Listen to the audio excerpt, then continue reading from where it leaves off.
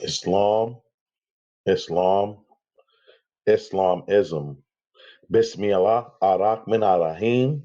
First and foremost, I like to rise to my highest of heights and give all perfect praise to our Father God Allah, acknowledging our ancestors, known and unknown, recognizing and naming all true and divine prophets, Jesus, Muhammad, Buddha, Confucius, and the last prophet in these days and times, our illustrious Hebrew prophet, noble U.S.A, in his first, second, and third form.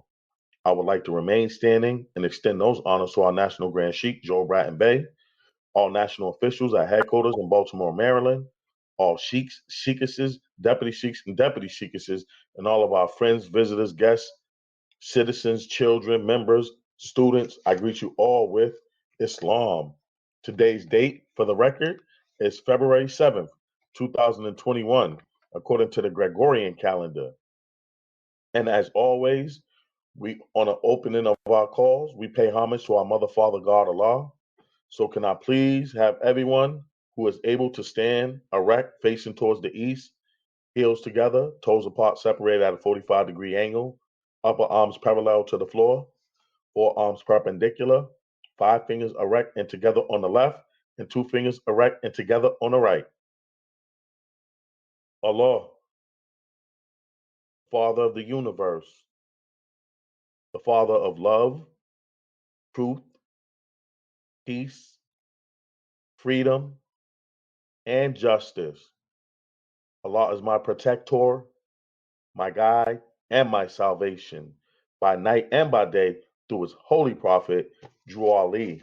Ameen. And we would like to welcome you all to our National Town Hall Educational Forum call, being brought to you by the Moorish Science Temple, the Divine and National Movement of North America Incorporated, number 13, the Moorish American National Republic. Under the guidance and direction of our National Grand Sheikh, Joel Bratton Bey, and I am the moderator for this evening's call. I am Brother Cornelius Sanders Bey, calling out of Lake County, Florida Republic. And I'll be going into our administrative announcements. The first announcement will be given by myself.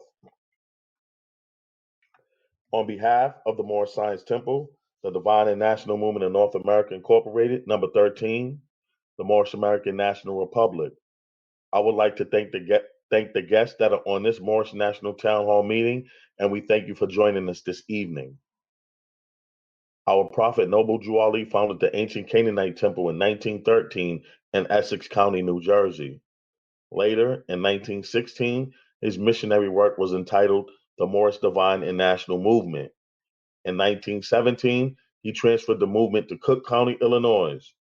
In 1925, the temple was called the Moorish Temple of Science. In 1926, the temple was incorporated as a civic organization. In 1927, the temple was unofficially adopted as the Moorish Holy Temple of Science. Our prophet Noble Drew Ali stated that the Negro problem is being solved only as it can, and that is by the Moorish Divine and National Movement. If you have a nation, you must have a free national name in order to be recognized by this nation as an American citizen. After lawfully connecting with the private international law of the Pan American Conference in 1928, the temple's name was changed to the Moorish Science Temple of America. The temple was then incorporated as a religious organization under the Illinois Revised Statute in Cook County, giving the temple and its members national and international power.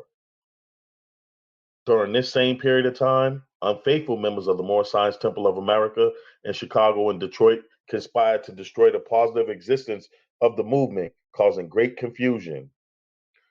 This is the reason for the misunderstanding of the national side of the movement amongst all Moorish Americans until this very day. Our prophet Noble Drew Ali stated that Chicago is doomed and Detroit must go down for what they did to I, your prophet. Afterwards, in 1929, our prophet Noble Drew Ali made his transition to the plane of soul. Our purpose of establishing this meeting on Sundays is to properly educate people on what the Negro problem really is and to educate people concerning the national side of the movement of our prophet Noble Drew Ali so that you may receive a clear understanding of it. Our prophet Noble Drew Ali also stated, Come, all ye Asiatics of America, and hear the truth about your nationality and birthrights, because you are not negroes. In other words, all calling themselves negroes, black people, colored folk, Afro-American, Latino, Puerto Rican, Hispanic, or any other such names that delude to slavery. You are not these. Your nationality has been taken away from you, and your birthrights have been stolen from you by way of your original birth certificate, social security card, and your state ID/driver's license, which is why clear color copies, both front and back from these, is required from you when applying for the American, subhanAllah, is required from you when applying for Moorish American citizenship, as you transform from your lower self to your higher self while working towards your actual freedom and becoming free national Moorish American citizens. You have ignorantly contracted into the jurisdiction of the federal U.S. government corporation. Thus, your nationality is United States. You have surrendered your free national state citizenship by registering yourself voluntarily as a beneficiary of the U.S. government corporation by way of your birth certificate, which is an unrevealed trust account instrument placing you in commerce with the federal U.S.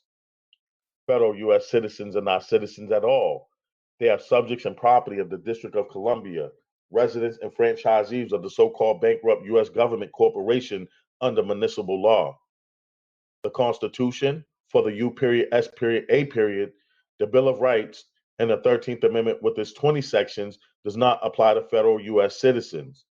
Federal U.S. citizens are subjects and property under statutory, admiralty, and maritime law, as well as martial law, under the undisclosed presumption of an international contract. Federal U.S. citizens have no constitutional protections or unalienable rights. They only have granted privileges by the U.S. government corporation. Legal persons born or naturalized in the federal U.S. were made exclusively by the 14th Amendment after the Civil War. The 14th Amendment was never lawfully ratified and therefore unconstitutional. Our prophet, Noble Jew Ali, held up the red flag with the five-pointed green star in the center in his right hand. This is our national flag. It is poorly misunderstood as the flag of Morocco.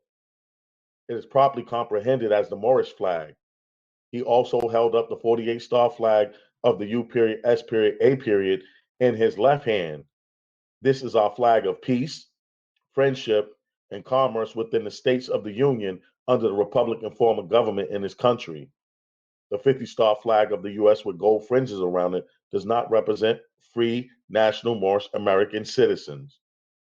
Social Security benefits and the income tax are voluntary contracts made mandatory for federal government employees and U.S. citizens who receive benefits from the federal government corporation. Asiatics are the aboriginal indigenous inhabitants of America.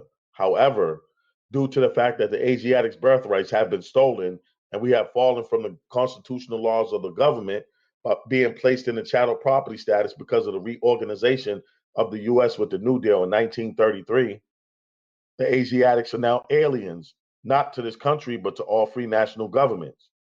We encourage everyone to become a naturalized Moor and register with the Moorish National Bureau of Vital Statistics in order to become part and parcel of this free national government. In this way, you are under the divine authority of our Honorable Prophet Noble Jew Ali, being under the jurisdiction of the Emancipation Proclamations of President Abraham Lincoln, inclusive of the 13th Amendment with its 20 sections, and not under federal jurisdiction, making your identity and your nationality Moorish American. The bankruptcy of the United States is a fraud. The Uniform Commercial Code administers this fraudulent bankruptcy. So those who undergo the UCC-1 financial statement and its further paperwork applications become a party to this fraud and disconnect themselves from the divine authority of our Honorable Prophet Noble Jew Ali, which is the conspiracy of the international banking cartel against us Moorish Americans. Also, having a seat in the United Nations is a trap. This places you under the controls of the cartels of Europe as well. Furthermore, a government that is a democracy is a trick, because this type of government is not of the common people, for the common people, nor by the common people. Educating the masses on these issues in order for the Asiatics to become functionally active is of the utmost importance for the progress and growth of the Moorish Divine and National Movement. For more information, visit our website, www www.moorishamericannationalrepublic.com. During this meeting, we would like our guests to remain muted if you are not speaking. This will prevent background noise coming from you as these calls are being recorded. When you want to speak, press the star button twice to unmute your phone and state your name and where you are calling from. You may submit your questions to our email, townhall@moorishamericannationalrepublic.com. So your questions will be answered in the order in which they are received, as the email questions supersede direct questions from the audience. We would like our guests to continue, subhanAllah. We would like our guests to continue to attend these meetings, and please invite your family members, associates, and friends to attend these meetings. And that will conclude our first administrative announcement. And our next administrative announcement will be coming by way of our National Inaugural Sunday School and be given by our beloved sister angel, Ariana Sanders Bay. Islam there, beloved. You can press star, and you have the floor. Islam. Islam there, beloved. You're loud and clear. Your vibrations are strong, and you have the floor. Islam. This is Sister Ariana Sanders Bay, calling from the Florida Republic. First, I'd like to rise to my highest height, giving all perfect praise to our Mother, Father, God, Allah, and giving honors to all the true and divine prophets, namely Jesus, Muhammed, Buddha, Confucius, and the last prophet in these days and times, our illustrious Hebrew prophet Noble Dwelling, in his first, second, and third form. I would like to remain standing and extend those honors to our National Grand Sheikh, Joe Bratton Bay, all national officials at headquarters in Baltimore, Maryland, all sheikhs, sheikesses, deputy sheikesses, and to all that are on the call. Islam. The Divine and National Movement of North America, Incorporated, number 13, the Moorish American National Republic, expects the presence of all members and invites the public to join us every Sunday at 11 a.m. Eastern Standard Time for our Moorish Sunday class conference call. Please join us by calling 443-961-4434. All Moors currently naturalized to the Moorish American National Republic and who have not already done so are requested to forward an email to manrsundayschool@gmail.com. This will confirm your registration and allow you to receive your information packet. Please include the names of all children, their ages, birthdays, and school grades. Also, we are requesting that members send us family pictures for posting on our website. Pictures of Moorish families studying, playing, working, etc., and in unity. This is highly desirable. Please be advised that submission of your photo constitutes your permission to post. To submit your photo, send via email to sundayschool@moorishamericannationalrepublic.com. Again, the Moorish American National Republic Sunday School Conference Call is at 11 a.m. Eastern Standard Time, and we invite the public to please join us by calling 443-961-4434. We had a significant and incredible class today. You can listen to today's class at www.moorishamericannationalrepublic.com. We look forward to exercising our five senses with you, manifesting guidance for our nation. Islam and peace. Islam. And thank you for that announcement, beloved angel daughter. Appreciate you much, beloved. Our next administrative announcement will be coming by way of our Moorish School and Law and History Board of Education, and it'll be given by our good sister Carla Green Eel. Islam there, beloved sister. You can press star, and you have the floor. Islam. Islam, sister Carla Green Eel. I can hear you loud and clear. Your vibrations are strong, and you have the floor. Islam, and thank you, Brother Cornelius Sanders Bay. Islam family, this is Sister Carla Green Eel from the Massachusetts Commonwealth. I rise to my highest heights and give all perfect praise to the Mother, Father, God of the universe, Allah. I give honors to all ancestors known and unknown, recognizing and naming all true and divine prophets, Jesus, Muhammed, Buddha, Confucius, and the last prophet in these days and times, our illustrious Hebrew prophet, Noble Drew Allah, in his first, second, and third form, extending honors to our National Grand Sheikh, Joel Bratton Bay, All of our national and local officials, all sheikhs, sheikesses, deputy sheikesses, all of our children, students, members, guests, and citizens, I greet you all with Islam. Please remain muted for this very important announcement. Peace and greetings. The Moorish Science Temple, Divine and National Movement of North America Incorporated, number 13, the Moorish American National Republic, requires from everyone desiring to proclaim their Moorish American nationality to fill out and complete an application for Moorish American citizenship and 3 course registration forms for each of the Moorish law and history courses, which I'll explain later. Many people question, why do we have to fill out paperwork and submit copies of our personal documents? This is the reason. We must know who you are, your background, previous affiliations, work history, physical abilities, education, skills, training, etc. First of all, these documents do not belong to you. They belong to the federal government, for you must remember that in their jurisdiction, you are an artificial corporation under civil rights and granted privileges. Secondly, we require these documents because once you are a free national Moorish American citizen, your file will be in the Moorish National Bureau of Vital Statistics, which is set up for each natural person. These Moorish documents that you'll be receiving at the time of your naturalization are prepared from these documents. The most important page in the application is the self-audit page. This allows you to make sure you know the appropriate attire to wear during naturalization and are submitting the required documents, fees, and photos. The documents must be clear-colored copies for clarity and authenticity. The photos must be passport size. We use the photos for your nationality and ID card. Please have your national and religious headdress on and write your name on the back of the photos. The application process is reviewed each week because applications are received in the National Registrar's Office either with incomplete applications, no photos, or no documents. If a question on the application does not apply to you, place N/A, not applicable. This lets us know that you did read the question but did not omit it.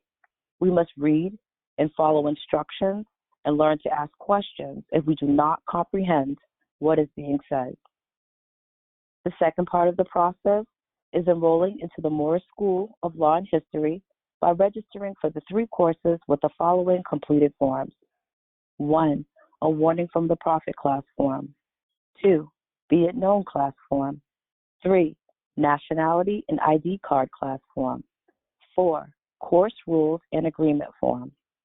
Visit our website, www.moorishamericannationalrepublic.com, and download the application and registration forms. These forms will have the full instructions, requirements, and prerequisites for the classes. Also, mail with your application an updated copy of your resume. You are not paying for your nationality. Your nationality is free of charge.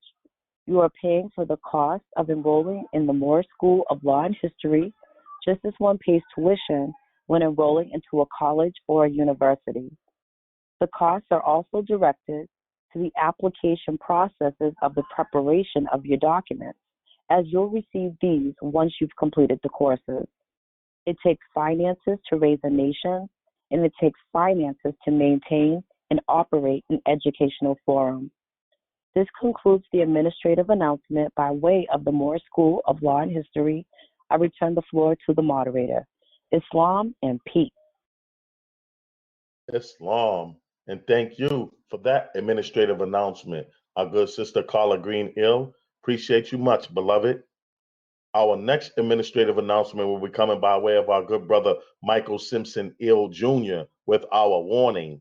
Islam there, beloved brother. You can press ***, and you have the floor. Islam there, good brother Sanders Bay. Can you hear me?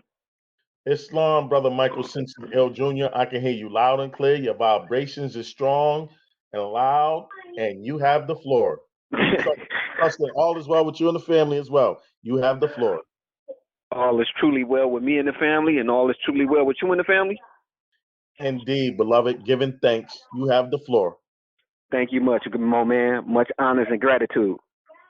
Brother Michael Cincinnati Jr., calling out of Wayne County, Michigan Republic. First, I'd like to rise to my highest heights, giving all perfect praise to our Mother, Father, God, Allah, to all our ancestors, spoken and unspoken, naming and honoring all true and divine prophets, Jesus, Muhammad, Buddha, and Confucius, and our last prophet in these days and times, our illustrious Hebrew prophet, our great Redeemer, Noble Drew Ali, in his first, second, and third form. I also like to extend those honors to our headquarters in Baltimore, Maryland, Temple number 13, our National Grand Sheik, Joel Bratton Bay, to all our national officials, sheiks, sheikesses, deputy sheiks, and deputy sheikesses, and to all our family, friends, guests, citizens, and to our illustrious future, our children, I greet you all with Islam. This administrative announcement is coming by way of our Sergeant at Arms Administration.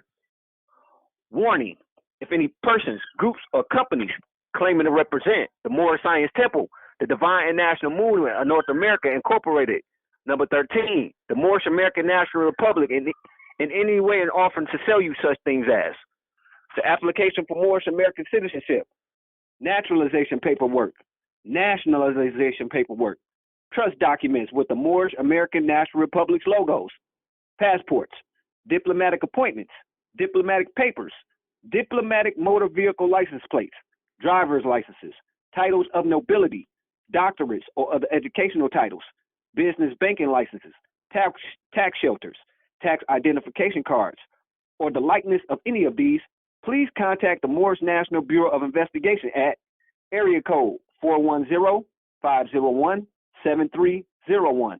I repeat, area code 410-501-7301. Immediately.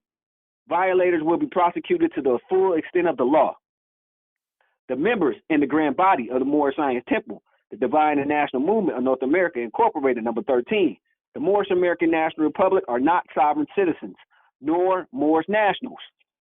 The Moorish Science Temple, the Divine and National Movement of North America Incorporated, number 13, the Moorish American National Republic is not, I repeat, is not a sovereign citizens movement. This administrative announcement comes by way of our Solicitor General, National Grand Sheik, Joel Bratton Bay. And that concludes the reading of this administrative announcement. Islam, that good brother Sanders Bay, the floor is yours. Islam? Islam. And thank you for that administrative announcement, my good brother Michael Cincinnati Jr. Appreciate you much, beloved. Our next administrative announcement will be coming by way of our Deputy Sheikess, Alyssa Thomas Bay, with our caveat emptor. Islam there, beloved. You can press ***, and you have the floor. Giving thanks, brother. All is well with you and the family? Yes, indeed. All is truly well. It's always a pleasure to hear your vibration, trusting all is well with you and the family. Your vibrations are strong and clear, and you have the floor. Giving thanks, brother. Islam, this is Deputy Sheikess Alyssa Thomas Bay. First, I'd like to rise. I give all perfect praises to Allah, all of the divine prophets, Jesus, Muhammad, Buddha, and Confucius, our prophet in these days and time, Prophet Noble Drew Ali, our National Grand Sheik Joel Bratton Bay, all of our national officials, all of our sheiks, sheikesses, deputy sheikesses, members, citizens, students, and guests. I greet you all with Islam. Notice to the public, let the buyer beware. Caveat emptor.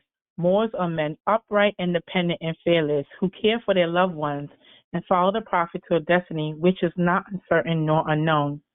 They are fortified by the impregnable doctrine built upon love, truth, peace, freedom, and justice. It is therefore folly at its greatest heights for smelly culprits with their insidious plans to invade such realm. They try, but their own bad planning brings down wrath upon their heads like the sword old Damascus had. Intrigue and scurrilous tellings find a difficult path to travel within the ranks of the Moors. This is so because the Moorish movement has been well planned by Prophet Noble Drew Ali, whose latent powers are abundant, unknown, and may be called into action as a matter of defense at any moment. Prophet Noble Drew Ali knows the people within his ranks who are interested. They are vanguard of the movement as the Moorish hordes increase here in America. All the Moors are active, not passive. A member's interest can only be in one direction, and having traveled over the road years before the Prophet knows where every member is along the road. A few feet below is another road where schemers walk, where traders grin, and culprits bask in the sun. They think they are on the same road with the true Moors, but the Moors are high above on a pinnacle, where they might view the destructionists as they fall for the last time and their bones bleach in the sultry midday sun. Hungry scavengers, flying high, catch scent, devour, and leave crying out, caveat emptor, cast out the dead carcass. The Moors high above see these plotters, pervious, the worst that exists, hurl themselves downward by their own works as the hawks await. By Prophet Noble Ali. The Moorish Science Temple, the Divine and National Movement of North America, Inc. Number 13, Moorish American National Republic advises the public with the words written by Prophet Noble Ali. The caveat emptor article message is the same today in 2021 as when written in 1928. We have been contacted by various natural persons who have sent funds to individuals and organizations, said funds paying for various documents. Said individuals and organizations have no affiliation with the Moorish Science Temple, the Divine and National Movement of North America, Inc. Number 13, Moorish American National Republic. Be herein advised, the Moorish Science Temple, the Divine and National Movement of North America, Inc. Number 13, Moorish American National Republic, does not sell documents of any type. Again, we do not sell documents. Again, be herein notified that said individuals and organizations have no affiliation with our organization, the Moorish Science Temple, the Divine and National Movement of North America, Inc. Number 13, Moorish American National Republic. Some of said organizations have mirrored names, which read closely to ours. Therefore, pay close attention to whom it is you are sending your funds, as the Moorish Science Temple, the Divine and National Movement of North America, Inc. Number 13, Moorish American National Republic carries no liability for funds sent to these individuals and organizations. There may be more, yet the two I'm about to list have repeatedly been cited by those natural persons as the parties to whom funds were sent on the guise of sending said funds to our organization. R.V. Bay Publications, Moorish National Republic, the Federal Government, Moorish Divine and National Movement of the World, the Moorish Science Temple of America. We will update this list as necessary. Trustee, the public is advised. Let the buyer beware. That concludes my administrative announcement. I return the floor to the moderator. Islam and peace. Islam. And thank you for that administrative announcement. Our Deputy Sheikess, Alyssa Thomas Bay. Appreciate you much, beloved. Our next administrative announcements will be coming by way of our good sister Norma Solomon Ill with our National Holy Night call and our Sisters Auxiliary call. Islam, their beloved sister, you can press ***, and you have the floor. Islam, can you hear me? Islam, Sister Norma Solomon Ill, I can hear you loud and clear. Your vibrations are strong. Trusting all is well with you and the family, and you have the floor. Islam, praise Allah, all is truly well with me and the family, and praise Allah that all is truly well with you and your family, as well as all of the readers before me. Islam. Islam to the family. This is Sister Norma Solomon Ill. I'm calling out of the Bronx County, the New York Republic. First and foremost, I rise to my highest heights, giving all perfect praise and highest honor to Allah, the Mother, Father, God of the universe.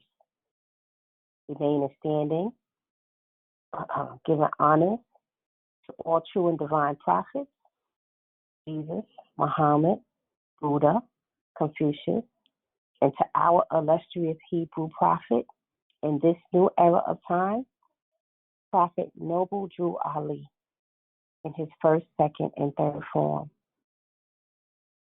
Remaining standing, giving honors to our National Grand Sheikh, Joel Bratton Bey, our Grand Body, to all of our officials, both nationally and locally, to all of our sheikesses, our sheiks, our deputy sheikesses, our deputy sheiks, to all of our citizens, members, students, and any guests that may be on the call this evening. I greet all in and with Islam. The first administrative announcement is coming by way of our National Holy Night Conference Call, Islam. Friday is the holy day for all Muslims all over the world. Islam, all Muslims. The public is invited to join us in our National Holy Night Conference Call Friday evenings at 8 p.m. Eastern Standard Time. If you live in an area without a temple or you are unable to attend your local Holy Night meeting, our National Holy Night Conference Call is here for you. We invite the public and all members to join our National Holy Night Conference Call at 443-961-4434 every Friday as we celebrate the closing of one creation and the opening of the next. Come give thanks to your creatress, creator, and exercise your five senses, celebrating and commemorating the divine unity of Holy Night. 443-961-4434 every Friday, 8 p.m. Eastern Standard Time. See you at our Holy Night meeting. Islam. The next administrative announcement I have to give is coming by way of our sister auxiliary. The Moorish Science Temple, the Divine and National Movement of North America, Inc., number 13, the Moorish American National Republic, is delighted to announce our upcoming conference call dedicated to the uplift of Moabitist members of this divine and national movement under the leadership of our National Grand Sheikh, Joel Bratton Bey, and the nobles of our grand body. Our conference call's purpose is to create a network system amongst our feminine energy, showcasing the array of talents we, the sisters in this body, have to offer. We are calling on every sister in our organization to heed this call, partake in this uplifting act, and be an active spoke in the will of this Moorish Republic. Come and familiarize yourself with your sisters and reap the benefits of membership of this national body that is committed to bringing about the positive change necessary to facilitate the uplifting of fallen humanity. We encourage our sisters to get involved and support this demonstration. The Moorish American National Republic Sisters Auxiliary is requesting the help and support of all our brothers and sisters to donate to our fundraising Life Pin and Tag Day celebration demonstrations.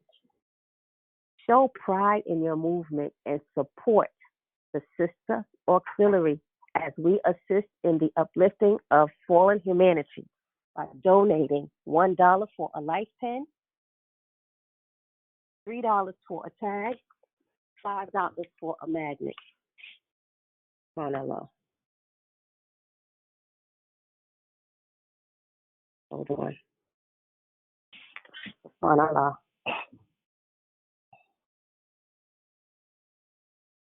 Okay. Here we go. All three are designed to inspire, unite, and encourage dialogue about this great movement and our illustrious Hebrew prophet, Noble Drew Ali. This Moorish regalia can be viewed on our website, www.moorishamericannationalrepublic.com. Simply type in Sister Auxiliary in the search option. If interested in joining the Sister Auxiliary or any member wishing to order regalia, please send an email to sisterauxiliary13@gmail.com. That's Sister Auxiliary 13, ILIARY13 Please make note of your request in the subject line, whether it's membership, life pins, tags, or magnets. Please give your contact information, including your email address and phone number. Our next Sister Auxiliary meeting will be held Thursday, February the 26th at 8 p.m. Eastern Standard Time. Thank you again for all of your support. Islam and peace. I turn the floor back over to you, Brother Cornelius Sanders Day. Islam. Islam. And thank you for those administrative announcements. Our good sister subhanallah, our good sister Norma Solomon Ill. Appreciate you much, beloved. Islam. At this time, if there's any announcements from any of our national officials, you can press star, and you have the floor.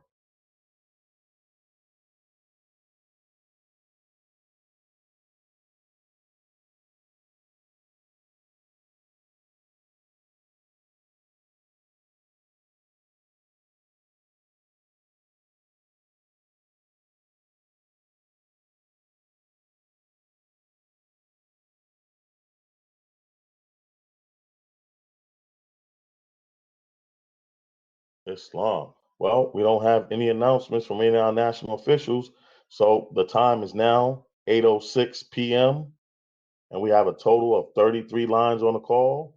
We'd like to thank you all for your presence and your energy, because you could have been anywhere this evening, but you're here with us, and we definitely appreciate you and your presence and your energies, and we're going to get into these questions and get some dialogue going. Islam. The first question on the floor reads, what significant role did International Grand Sheikh F. Turner Ill play in the Moorish movement, and why is he one of the least spoken of? Islam? You can press star. Islam? Islam, brother. Islam Can I Deputy be heard? Islam Deputy Sheikh Cook Bey, you can be heard loud and clear, trusting all is well with you and the family, and you have the floor. Thank you, my brother. Giving thanks. Trusting all is well with you and the royal family as well. Yeah, this is Brother Cook Bey, Deputy Sheikh Khan of Florida Republic. First one to rise and give all praise to Allah, the Mother, Father, God of the universe. Giving all honors to our ancestors, seen and unseen, and our true and divine prophets, Jesus, Muhammed, Buddha, and Confucius. And our last illustrious prophet in these days and times, Honorable Prophet Noble Drew Ali in the first, second, and third form. Extending those honors to the Marcus Messiah Garvey, the harbinger to the prophet, and extending those honors to our National Grand Sheikh Joe Bratton Bay and staff and the Grand Body, hailing out of Baltimore, Maryland, and all those doing the works behind the scenes. Honors to all Sheikhs and Sheikhesses, Deputy Sheikhs and Sheikhesses, all adepts, all seen and unseen spirits, all guests on the call, all spectators, and all listeners. This is a very powerful question on the floor tonight, and I'll be the first spoke in the wheel, or the first log in the fire to ignite the fire of some great dialogue. First, I want to say, we start with our lineage. Our lineage of the Moorish Science Temple, the Divine and National Movement of North America, Incorporated, number 13, the Moorish American National Republic. First started with the founder, Prophet Noble Drew Ali, the green one, going into our Supreme Grand Advisor, Moderator, C. Kirkland Bey, who appointed Grand Sheikh F. Turner Ill in 1933, continuing into the reincarnated prophet, Sheikh John Gibbons Ill, and going forward into Grand Sheikh Richardson Dingle Ill, who received his charter from International Grand Sheikh F. Turner Ill, and was passed into the hands of our current National Grand Sheikh, the Holy and Divine Flame, National Grand Sheikh Joe Bratton Bay. Now, as far as Sheikh F. Turner Ill, he was a capable and highly motivated organizer and also promoter of the Moorish science message on the national side. He was constantly striving to continue the work that the Honorable Prophet Noble Drew Ali had begun. He fought for a lot of Moorish rights in the courts. He helped build many Moorish homes, farms, communities. He developed numerous political ties with all types of politicians, both American and international ones from different Muslim countries worldwide. He helped to spread and increase the Moorish science, education, and knowledge. He established a number of interfaith organizations for so-called African Americans for their awakening. And as a Moorish American, following and manifesting the Prophet's works in the demonstration that he did, he made it very, very important. He was known as a very, very important Moorish American trailblazer. He demonstrated the national side of the movement to the best of his ability by first setting up different departments and organizations. He had the Moorish American Consulate, the Moorish Diplomatic Service, the Moorish Council of the Eastern States, the Moroccan International Inter-Organizational Association, and also the Moroccan United Organization Federation. Now, through the Grand Sheikh F. Turner Ill, he knew that he used the national political seeds and used it to the best of his ability, planted by the Prophet. And he started to take deep root as far as in the teachings and where the movement was going and where it should go. He had to learn the degrees of politicking, collaborating, and organizing. He wanted to ensure that the Prophet's vision of the national works were definitely promoted. He used the American legal system to the fullest of his advantage.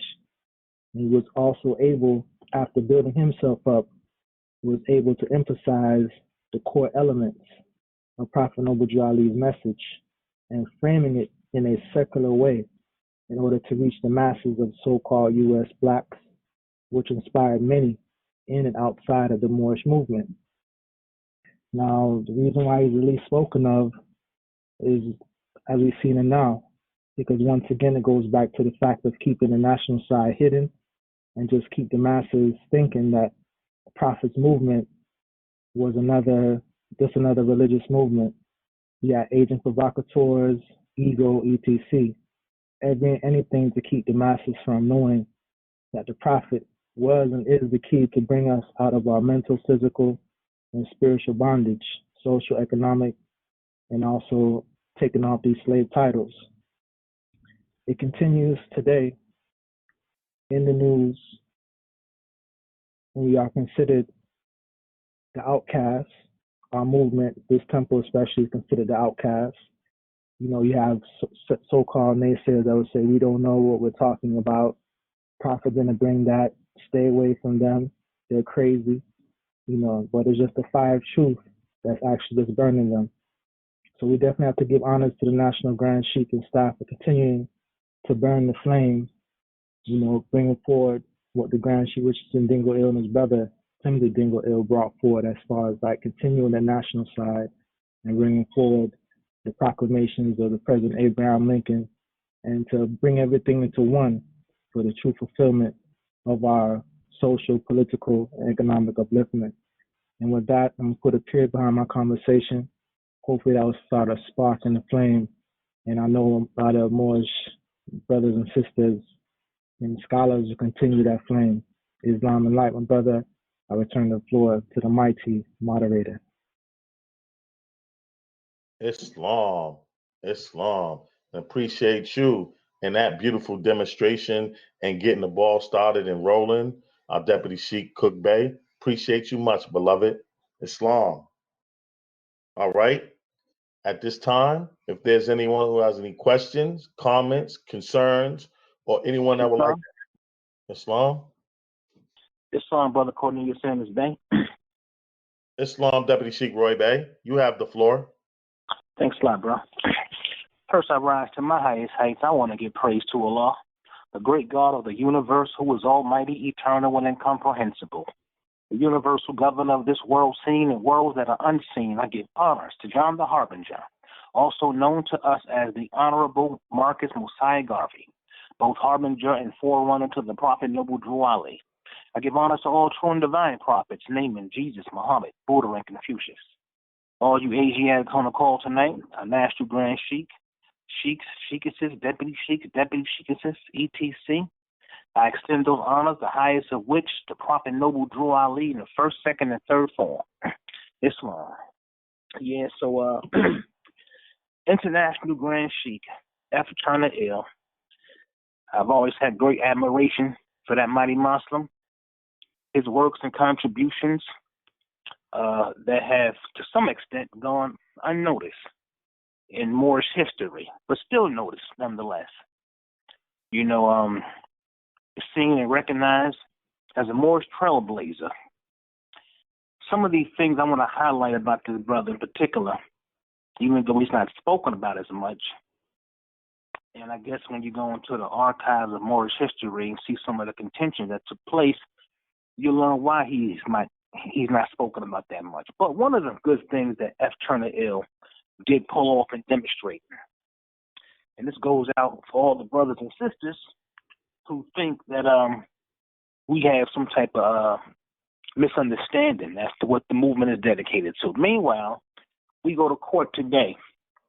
A lot of the Moors are able to maintain their religious headdress on in the courtroom, mainly because of what International Grand Sheikh F. Turner Ill demonstrated. There was a sister in the Bronx, Sarah Smith Bay. She lived right here, right where I live at in the Bronx. She was living down by St. Anne's Avenue. I know a lot of y'all don't know where that's at, but that's one of my old neighborhoods. And there was complaints coming in from the school that her child was going to. And she wouldn't let the child go to school on Friday. So the school officials, they made some fuss about it with the, I guess that time, I don't know what they call it, but I'm just going to assume it was something like the Child Welfare Agency. This is back in 1934. 1934, this took place in the very month of February that we're in right now, in fact. And she had to go to court. And F. Turner Ill and others rolled with the sister to court. And he pretty much told the judge who he was. He put his title and status and religious authority on the record and informed the magistrate that Friday was like their Sabbath. And he was able to win that case in 1934. And so many Moors in America don't even know it. That because of F. Turner Ill, you go to court today, you look a little more stronger. You look like you're being recognized because you're able to maintain our national religious headdress and turbans all in the courtroom, while others who come in with stateless statuses have to take those fitted caps off because they don't fit under that jurisdiction. But, you know, that's just one of the things he did. He was also teaching Arabic to the Moors back in the 1930s, you know. And, of course, we have the book, The Negro, the Black, the Moor. I'm not too sure if my brother, I think it was Cook Bay, who just spoke before me, if he mentioned it, because I came in the call just now. But in the book, you know, it shows you a lot of the brothers' good works,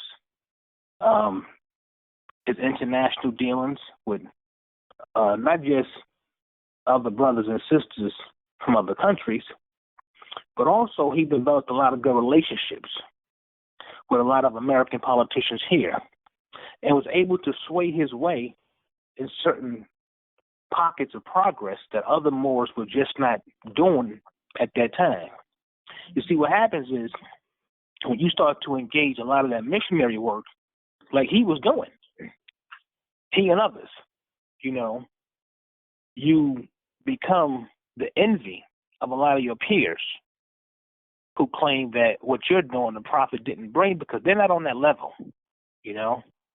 That's not their field of expertise, dealing with law and politics and things of that sort. I would like to see F. Turner Ill recognized more often than what he is. And for the record, I speak to his nephew quite often. In fact, his nephew just called me this morning, you know, and his nephew went the other way. He was a Sunni Muslim for about 18 years, and then he joined the nation at some point. And but nonetheless, though, that's his uncle and everything. I talk to the brother regularly. But F. Turner Ill is a major powerhouse amongst us, and his name should be household material in the Moorish paradigm. And you know, I just want to add that part on.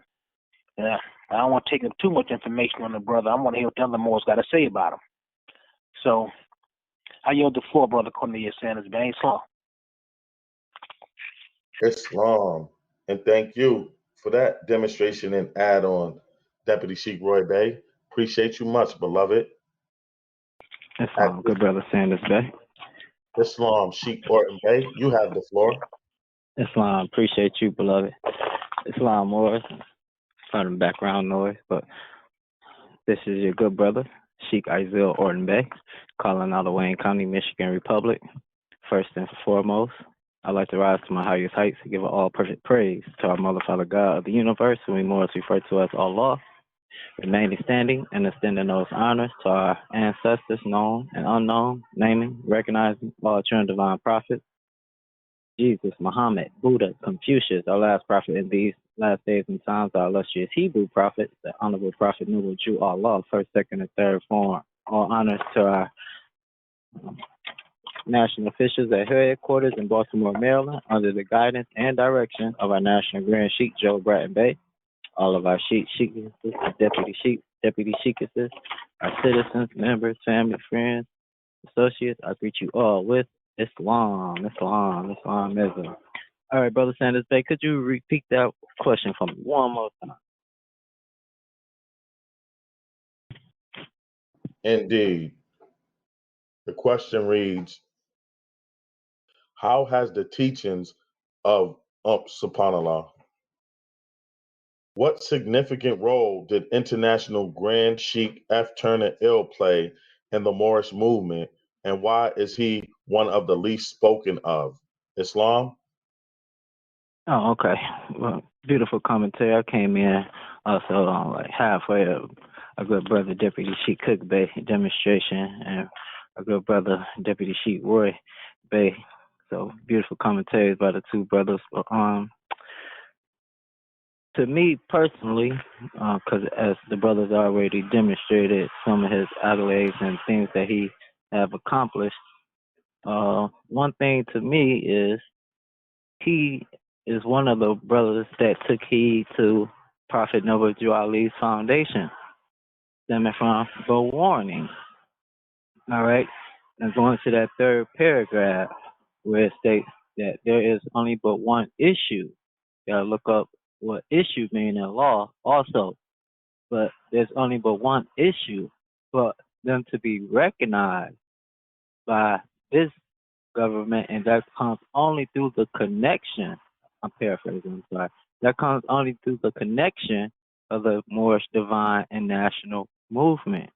So F. Turner Ill, our international Grand Sheikh at that time, doing his illustrious work, understood what Prophet Noble Jew Ali put in place for us in order to, again, keep the movement going. We have to understand that the United States went corporate in 1933 with the New Deal when they went bankrupt. It started from 1870 with all the states going corporate, but when we talking about the identification issue, all right, the birth certificate, Social Security, all this came after Prophet Noble Jew Ali. So Prophet Noble Jew Ali held up the 101 and our Circle 7. And he said, I brought you everything you need. Now save yourselves. So we give much honor and gratitude for Grand Sheikh F. Turner L., our international Grand Sheikh, and his work that he did, of course, with the charter of the Divine and National Movement.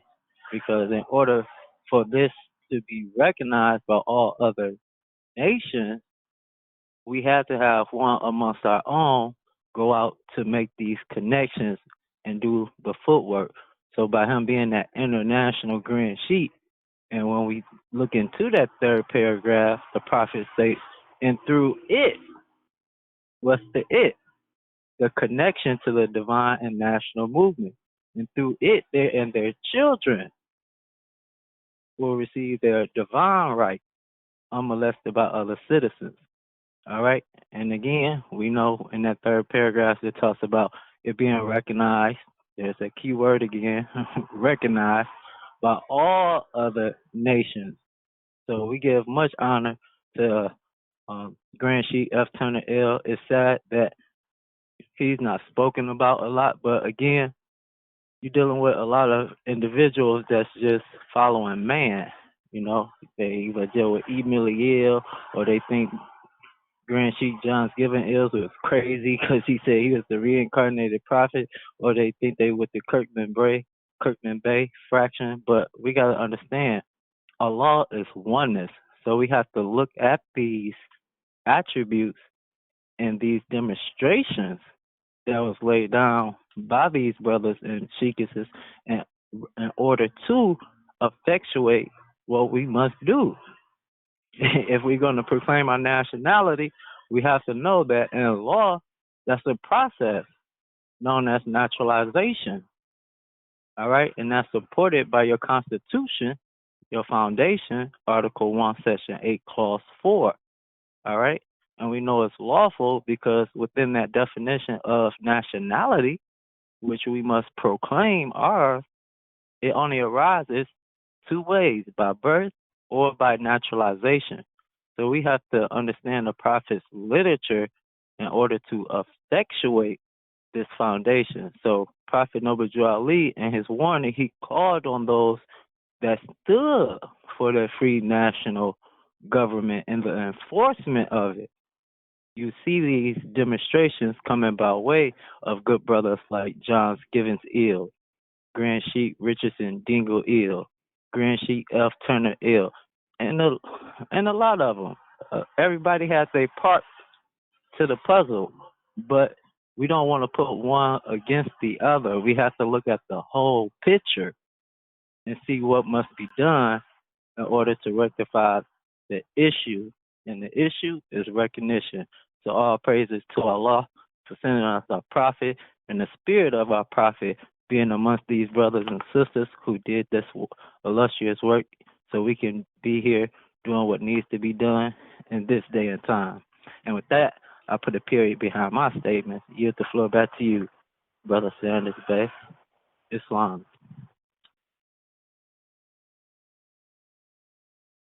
Islam. And thank you for that beautiful add-on and demonstration, Sheikh Orton Bay. Appreciate you much, beloved. At this time, if there's anyone else who has any questions, comments, concerns, or anyone that would like to add on to what has already been stated, the floor is now open. You can press **, state your name and where you're calling from. Islam. Islam, Deputy Sheikh Romel Hyson Ill, you have the floor. Islam, giving all praise to the Most High, Mother, Father, God, Allah, all honor to our divine prophets, namely Jesus, Muhammad, Buddha, and Confucius, and our last prophet in these days and time, our illustrious, honorable Hebrew prophet, the Redeemer, Savior, Prophet Noble Drew Ali, Islam. I give honors to all the brothers and sisters on the call, our guests, members, sheikesses, deputy sheikesses, divine ministers, all those doing the work of uplifting, calling humanity through the direction and guidance of National Grand Chief Joe Batten Bay. I greet you with our eternal words of peace, Islam. Just a brief add-on. Also, the wonderful demonstrations by all the brothers and everyone who's dealing with Moorish science should definitely look up Brother F. Turner Ill, his father, Brother E. Turner Ill, and Grand Sheik F. Turner Ill were with the Prophet since the inception of the Canaanite temples, and Grand Sheik F. Turner Ill was actually out of the country during a lot of the confusion that happened during the transition of the Prophet in the first form. And when when he made his return, he immediately proceeded to do his work on the national side of the movement, which we know at that time was being neglected. So we give thanks and honors to our prophet, and we give thanks and honors to all of those who kept the spirit of the prophet in its true form, the spirit of the prophet alive in any form. And we thank all of you who are on the call and with us now to keep the prophet alive and with us in the good works as well. And with that, I rest. Islam. And thank you for that beautiful demonstration and add-on, Deputy Sheikh Romel Hyson L. Appreciate you much, beloved. All right. At this time, I'm just going to add a little bit, and we'll move on to the next question. I'm gonna read from an article I have. It says, "Fez, no hat, so it may be worn in court." Hartford, Connecticut, January 27th. Chief Justice William M. Mathis of the Supreme Court of Errors held today that the fez, religious symbol and national costume of the Moors, is not a hat and may be worn in court without a show of disrespect. Permission for Moors to wear the fez in court was sought by Grand Sheikh F. Turner Eel of the Moorish Diplomatic Service. And in an interview with state officials, Chief Justice Mailby sent a communication to all courts of the state today clarifying the situation. The situation which arose when a Moorish adherent was asked to remove his hat in Hartford Police Court. And with that, I'll put a period behind my conversation, and we'll be going to the second question on the floor. And the second question on the floor this evening reads, how has the teachings of Prophet changed your life, and how do you view the state of the world and conditions of our community based on what he taught you? Islam, you can press star, state your name and where you're calling from. Islam. Islam, brother Justin Levy Ill. Islam, brother. All is well? All is truly well. Trusting all is well with you and the family, and you have the floor. Thank you much, beloved. All is well. This is Brother Justin Levy Ill out of Louisiana Republic, also pronounced Levy Ill. I want to rise to my highest heights, give all perfect praises to Allah, the Mother, Father, God of the universe. I want to give honors to all of our ancestors, those that we speak of, those that we don't, all true and divine prophets, naming and recognizing Jesus, Muhammed, Buddha, and Confucius, and the last prophet in this day and time, Noble Drew Ali, in his first, second, and third form. I would like to remain standing and extend honors to our officials at headquarters, our National Grand Sheikh, Joe Bratton Bey, all sheikesses, sheiks, deputy sheikesses, and deputy sheiks, all of the members and visitors, guests on the call, our illustrious children. I greet everyone with Islam. I just wanted to demonstrate on the question on the floor tonight, the lessons of the Prophet, what it has taught me, and how do I view the world, and based upon the lessons I learned from the Prophet. First and foremost, the lessons and what the Prophet has brought me and my family, the lessons of the Prophet will definitely put your household in order. And I can attest and affirm to that. I'm actually a living example of that. And we are a work in progress. Nobody's perfect, but we steadily, constantly striving for perfection. And I learned my divine creed and my nationality, who I am. I learned that I'm more than just, a statistic of what somebody told me I was. I always knew I was more, but I never knew I was actually more, But that's basically what it done for me. And it's a beautiful thing when you have your children, when they can demonstrate and they can tell people who they are, where they come from, and they can stand on that and affirm that.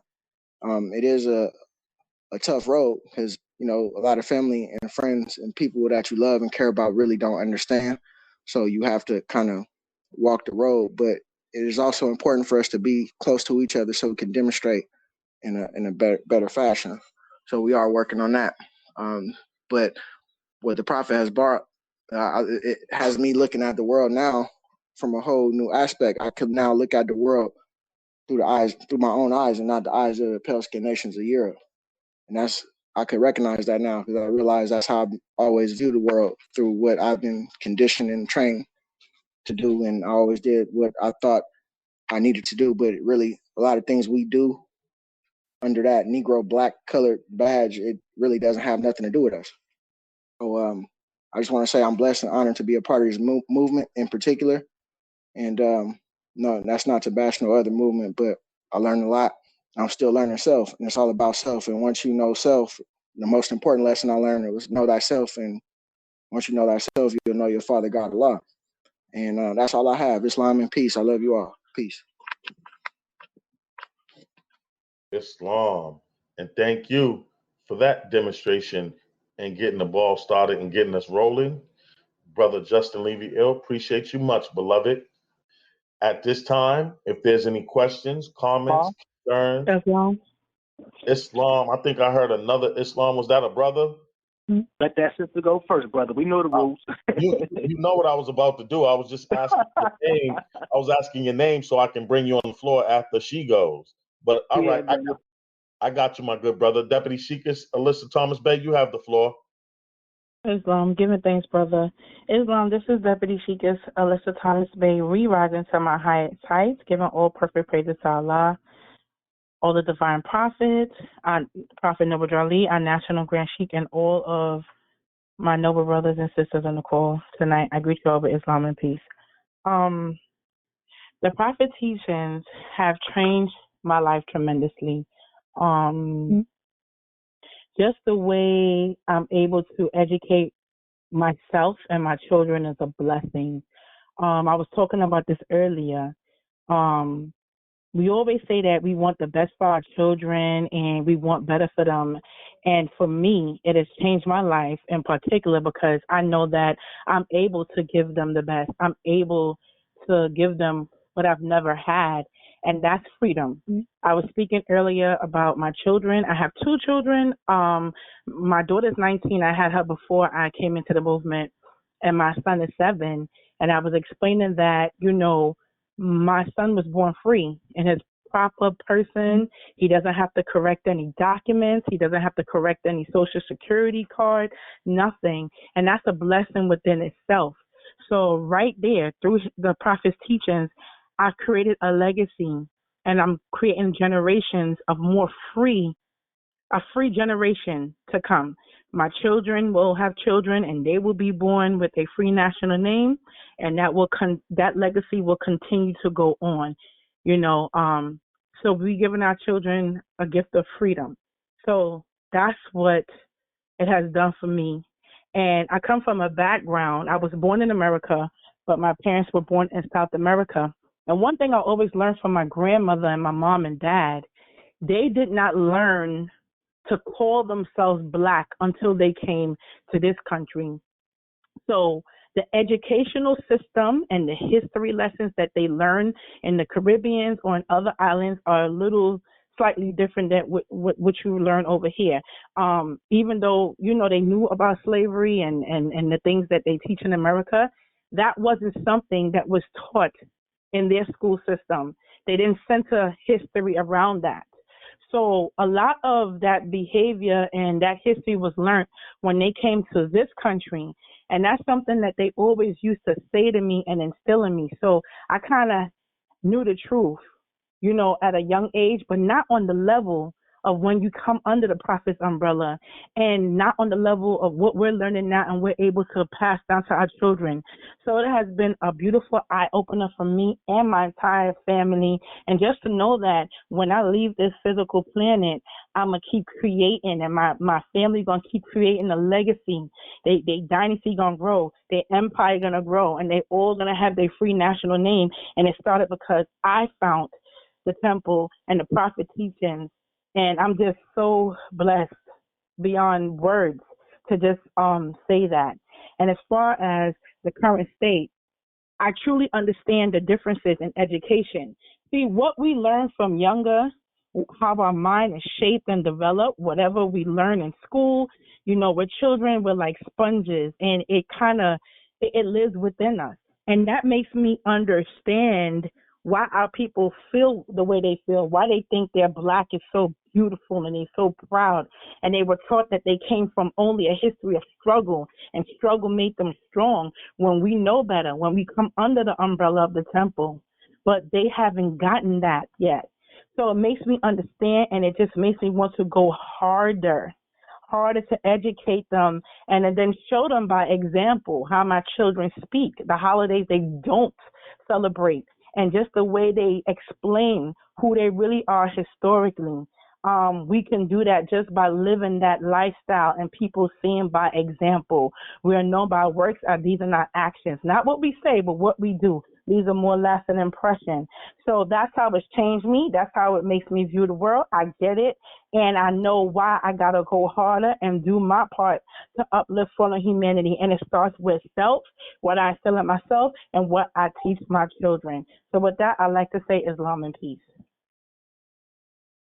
Islam, Deputy Sheikah, Alyssa Thomas Bey. Appreciate you much, beloved.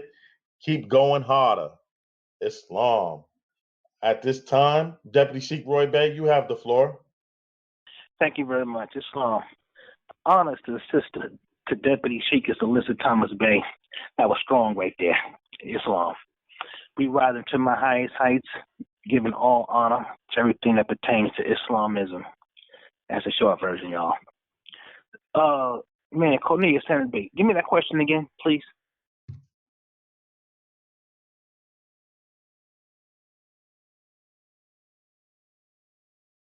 Indeed, the question reads, how has the teachings of Prophet changed your life, and how do you view the state of the world and conditions of our community based on what he taught you? Islam? Thank you, brother. Islam. Well, the conditions of the community has sure enough been hit. Let's look at how we're going to measure this.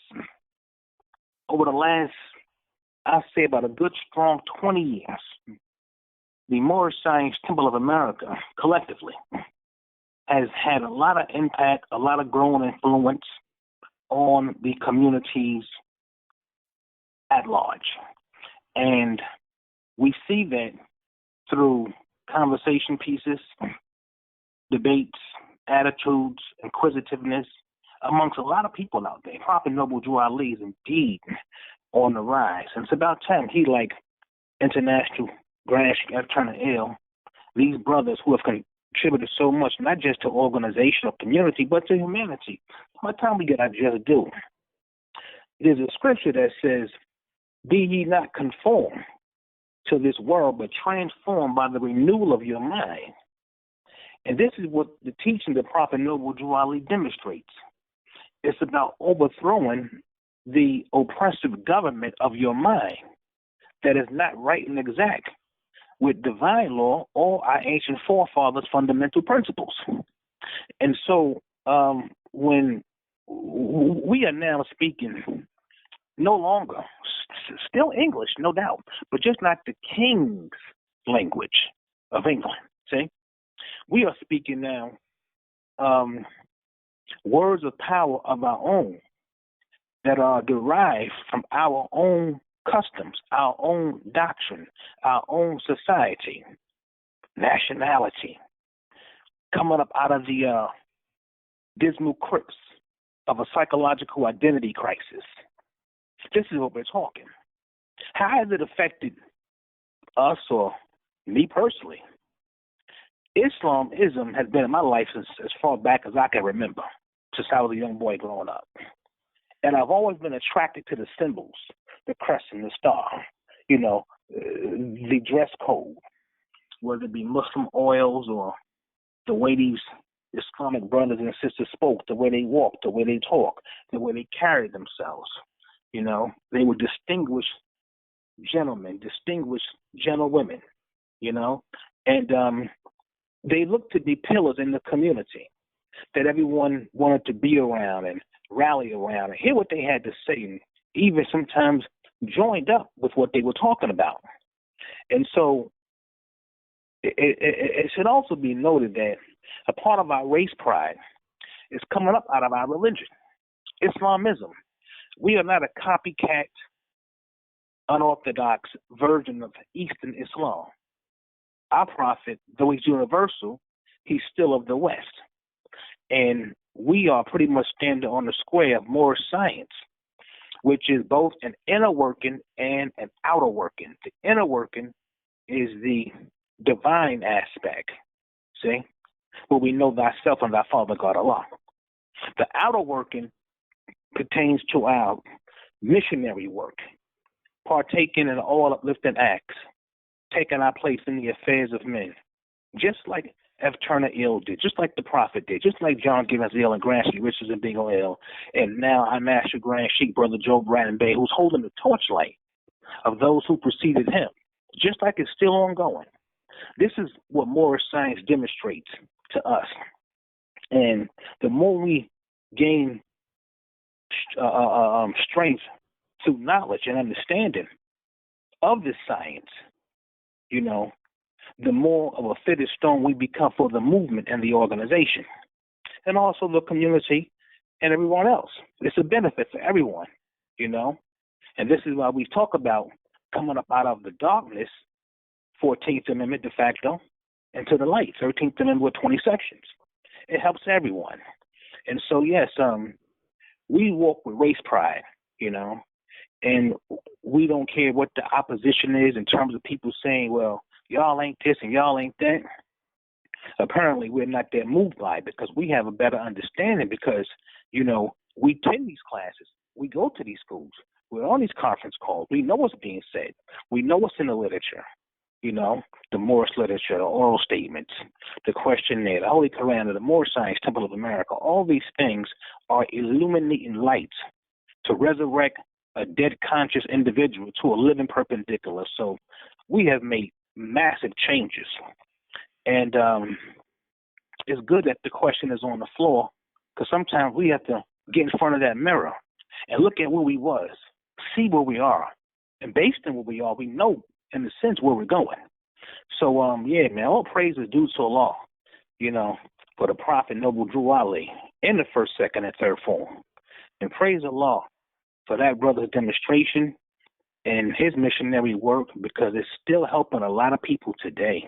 And yes, I definitely want to second what Deputy Sheik has talked about families having free national names and all that good stuff.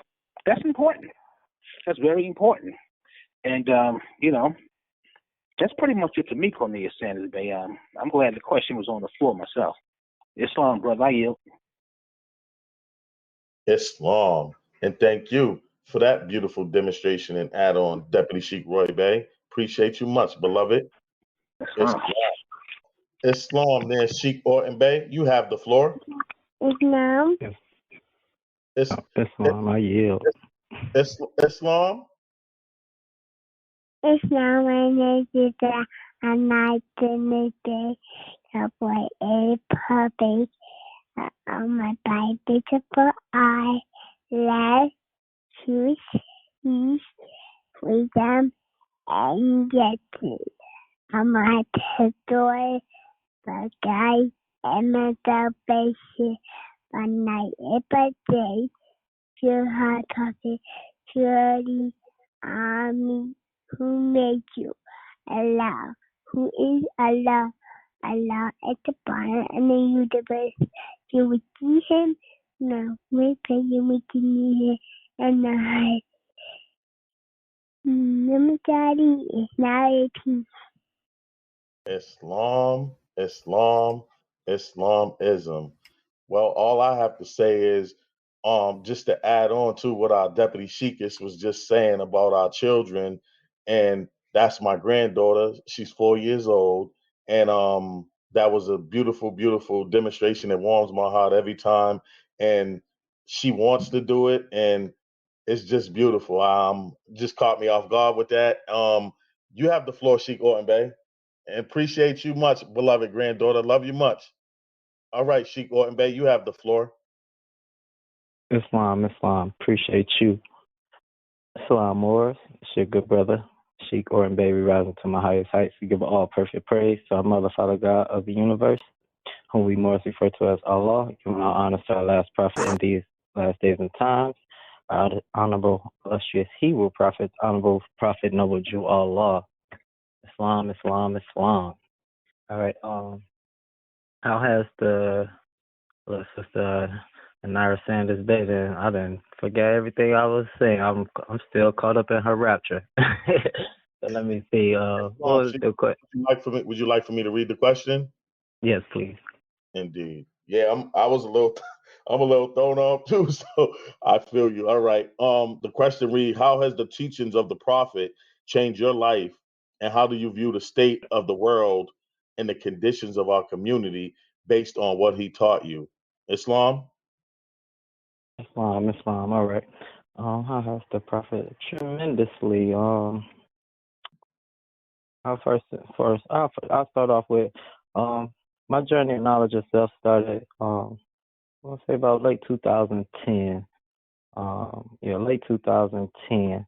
I came into a prophet's teachings around that time also, but not with a education to prophet teachings until 2012 when I came by way of our Moorish School on history. So the last past 10 years of my life has been the most beautiful experiences that I've had and I remember in this lifetime. So it's definitely an honor to actually live a life and have a cause and live in a life with understanding. And I say that because prior to that, I lived a life. I wasn't a rebel without a cause per se, but I didn't have a cause. I didn't know what I wanted to be. I mean, when I was younger, yeah, I wanted to be a scientist. But you go through the school system, those dreams, nice and huge, they defer because we don't have the resources. We don't have all those things in place to keep our acquiring minds of our youth exposed to continue those elemental lessons. So comparing the past 10 years of my life, and like I said, just having understanding, living without worry. His teachings have done so much, it's hard to put in words per se, but for us to have knowledge of yourself is one of the best foundations you can have because it helps you walk a straight line without that fear. Knowing yourself, like I said, those frequencies, those alpha waves, those vibrations are felt within the universe. Your ancestors, they are in tune with you now. So someone is always with you. And we know that the nearest place that we meet Allah is at the heart. And we're not talking about the physical heart. We're talking about the spiritual heart, the mind, the thought. All thoughts. Allah are all thoughts. So just to have these principles and this education brought to me in order for me to apply it to my life, I have seen the blessedness. I have seen the saving power that Prophet Noble Jali teaches us about. And again, we have to apply it to actually see the truth of it. His lessons have brought overall balance to my life. Again, like I said, growing up in Detroit, Michigan, only thing I seen was my cousins and other people running up to cars selling crack rock through the early 90s. This is, what we seen as young ones. We know, you got to make money. They got a lot of money. So this is what we were attracted to. The games that we played was cops and robbers and things of this nature. We imitated what we saw. So these lessons are definitely key because as our good sister Deputy Sheikis Alyssa Thomas Bay demonstrated, now I know, and so now I can lay a smoother foundation down. Not to say that my parents didn't lay down a good foundation. They did what they could do with what they knew. But now being of the all-knowing, is certain things and principles that we can put into place. When I was younger in Detroit, outside of Palestine, Dearborn, Michigan has the most desert areas in America, but they all own gas stations and liquor stores in Detroit. So my whole life growing up, seeing their children running the business, that's something I always said to myself. I said, I had children, my children they gonna do exactly what they doing. But they ain't in school. Just seeing how other nations and everything operate. Prophet Noble Drew Ali helped take that false clothing, that wool from over my eyes so I can see. I'm not going to keep telling you to look at my community and see what we're doing. This is the issue. We got to look outside of ourselves. We got to get outside of our box and see what the world is doing. So his teachings is definitely key because it's within our communities that we still see in this suffering. Right? Children, I'm going to say children, 25 years old, diabetes, things of this nature. And it's saddened because, again, it's due to the fact that we are violating these laws. And so Prophet Noble Drew Ali teachings help ground you and help bring up your awareness so you can look outside your box. So you won't just be on that tunnel vision. You have a wider scope. So now you can attain information. You're not afraid because now you know you don't have to be afraid to look into the teachings of Buddha or mantras or mudras. When we stand facing the east at a 45-degree angle, you got those chakras in the back of your heel. Dorothy, she clicked her heels 3 times. So Prophet Noble Drew Ali's teaching is definitely monumental for us over here in the West because we definitely need mental, spiritual, physical, and financial balance. And with his teachings, it will help us bring balance to these areas so we can obtain and enjoy the pursuits of happiness. But we definitely have to deal with our prophet and his leadership and what he has laid down for us to build ourselves back up. And with that, I put a period behind my statement, yielding the floor back to you. There's not much I can say after Sister Anira Sanders Bay. So I'm going to put a period right there, good brother Sanders Bay. Islam, beloved. Appreciate the time. Peace. Islam, Sheikh, and appreciate you much. Trust me, I definitely understand Islam. At this time, if there's anyone else who has any questions, comments, concerns, or would like to add on to what has already been stated, the floor is now open. You can press **, state your name and where you're calling from. Beautiful, beautiful demonstrations, and I'm at a loss. I'm at a loss for words myself. But at this time, if there's anyone that would like to add on to or comment, the floor is now open, and you'll be the last person to demonstrate before I bring the national grant on. Islam? Hello, Islam. This is Elaine Bay. Islam. I am Roy's mother. Islam Sheikh Young Bey. Islam Sheikh Young Bey. I'll bring you on after the sister. Islam? Oh, okay. Islam. No, sister, you have the floor, sister.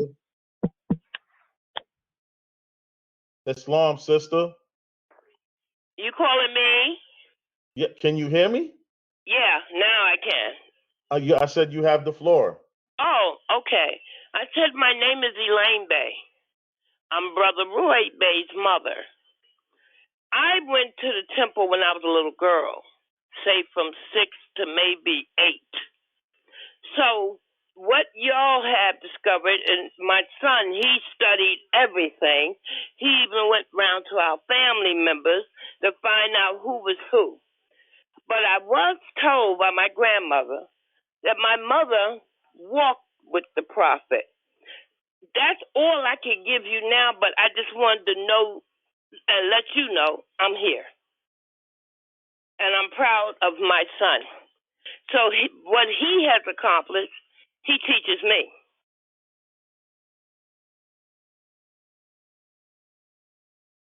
Peace.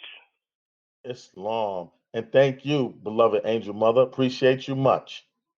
Islam. Islam Sheikh Young Bey, you have the floor. Islam, can I be heard? You can be heard loud and clear, and you have the floor. Okay, this is Sheikh Young Bey, National Treasurer and Divine Minister of the North Carolina Republic. First, I rise giving all perfect praise to Allah, to all His ancestors. Some we know of, some we don't. To all His true and divine prophets, just to name a few: Jesus, Muhammed, Buddha, and Confucius, and the last prophet in these days and times, our Redeemer, our illustrious Hebrew prophet, Noble Drew Ali, the first, the second, and the third form.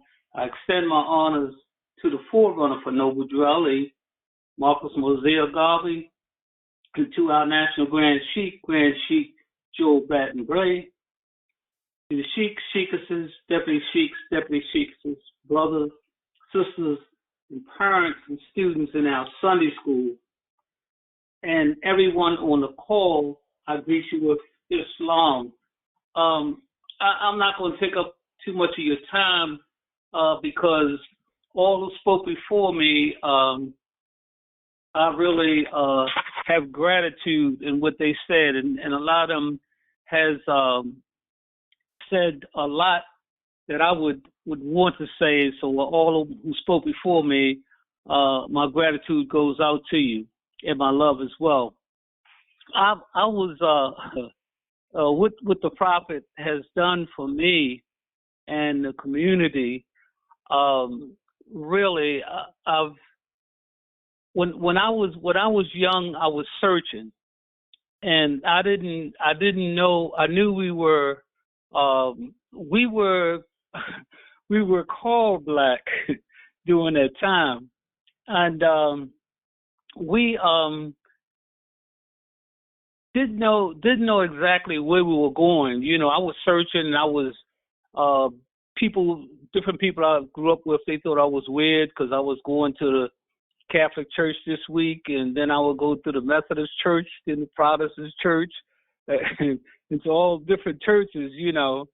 And my mother, she knew me. She would look at me, and she would smile, and she said, "I know you're searching, and when you find it, you know, I know you'll be happy." And she said, "I'll be happy for you."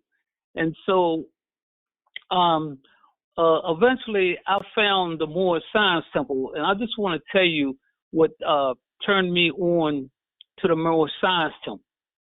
I went to different churches, and I heard ministers talking against other ministers, others schools of thought, and different things of that nature. And they said, I was asked about Jehovah's Witness, Seventh-day Adventists, and different religious sects. And they told me all those people are backwards. They don't know what they're doing and all this. And what made me turn me on when I came to the Moorish Science Temple, you know, a brother by the name of Moorish turned me on to it because we used to work together. And he when I came there, I just listened because basically I like to listen, and I learned a lot from listening, and I feel though a good listener is a good learner. So I had listened to him, and so I asked a question: what about the brothers, the Seventh-day Adventists, and all the other brothers from the other religious denominations? And the response I got was, they are our brothers too. You know, and if you understand what I just said, that they are brothers too, and they are sisters as well, I said, that's the answer I was looking for.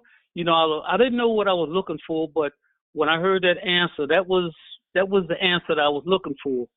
So my mother, in turn, after I got established halfway in the temple, when I say halfway, because it took me about a year before I joined. I was the type of person I didn't join anything right off the bat, you know. And they taught you, in orientation class, they taught you you don't join anything unless you know what it's about, So during the time that I was about to join, I wasn't in the mental state that I was in now. I was a militant, so to speak. And once I had joined, my mother said, "I'm glad that you joined the Moorish Science Temple because I feel good about you joining that because I felt as though someone would take your life or you would take somebody else's life." I was kind of wild then. But anyhow, what Drew has done for me, I gotta say that he has saved my life because he's done so much and still doing much. And so is the first, the second, and the third, and F. Turner Eel as well. I'm reading about all of them, and Mafez really is a hold in high esteem the Grand Sheik Joe Bratton Bay, because he every time you need that encouragement, he gives you that little boost. He gives you that little smile, and he gives you that little boost, and it makes you want to do more. And your granddaughter, Sheik Sanders Bay, your granddaughter, she touches my heart as well. So I like I said, I don't want to take too much of your time, but I was searching and I went to a number of places, but when I found the Moorish Science Temple, I was happy that I found that, and I found it in the well, it was in the 60s, the 70s, 76 when I first started going to the Moorish Science Temple. Well, I didn't get naturalized until the 1977. So I just want to say that he saved my life. There's a lot I can say that he's done, but I don't want to take up too much of your time. And with that, I'll say peace, Mo, and thank you for giving me the opportunity to speak. I wish I could have spoke with F. Turner, but thank you for that time, the time that you did give me to speak. Thanks, Mo. Peace and blessings. Islam. And thank you for that beautiful demonstration and add on. Definitely appreciate you much, Sheik Lawrence Young Bay. Definitely, all our national officials, we all give honors to all of y'all. Because if it wasn't for y'all, we wouldn't be here. Islam. Islam. And at this time, I like to just add and just say one thing real quick because it's a lot I could say too. But as you can see, what the prophet has done for me and what he's done for me, my gift came on the call and surprised me and surprised everyone. So it's things like that that make me know that I came here. I wasn't always in the temple and I wasn't always on this path myself. I was wild too. So, that has changed me tremendously and drastically, saved my life because I was either going to be in jail or I was going to be in the graveyard. So, with my granddaughter and my daughter and, and all the rest of them that are coming behind me, this right here, I know when I do leave the earth plane, I know that they're going to keep it going because this is what they was raised with. So I always give honors and praises and thanks to our prophets in the first, second, and third form, and also to our current National Grand Sheik, Joel Bratton Bay. So with that, I put a period behind my conversation. And at this time, I'd like to ask everyone to mute their lines and remain muted as I introduce and bring to the floor the National Grand Sheik of the Moorish Science Temple, the Divine and National Movement of North America Incorporated, number 13, the Moorish American National Republic, is none other than my brother, your brother, our brother, the National Grand Sheik Joel Bratton Bay. Islam there, National Grand. You can press star, star, and you have the floor. We have a total of 53 lines on the call, and everybody's waiting for you. You have the floor.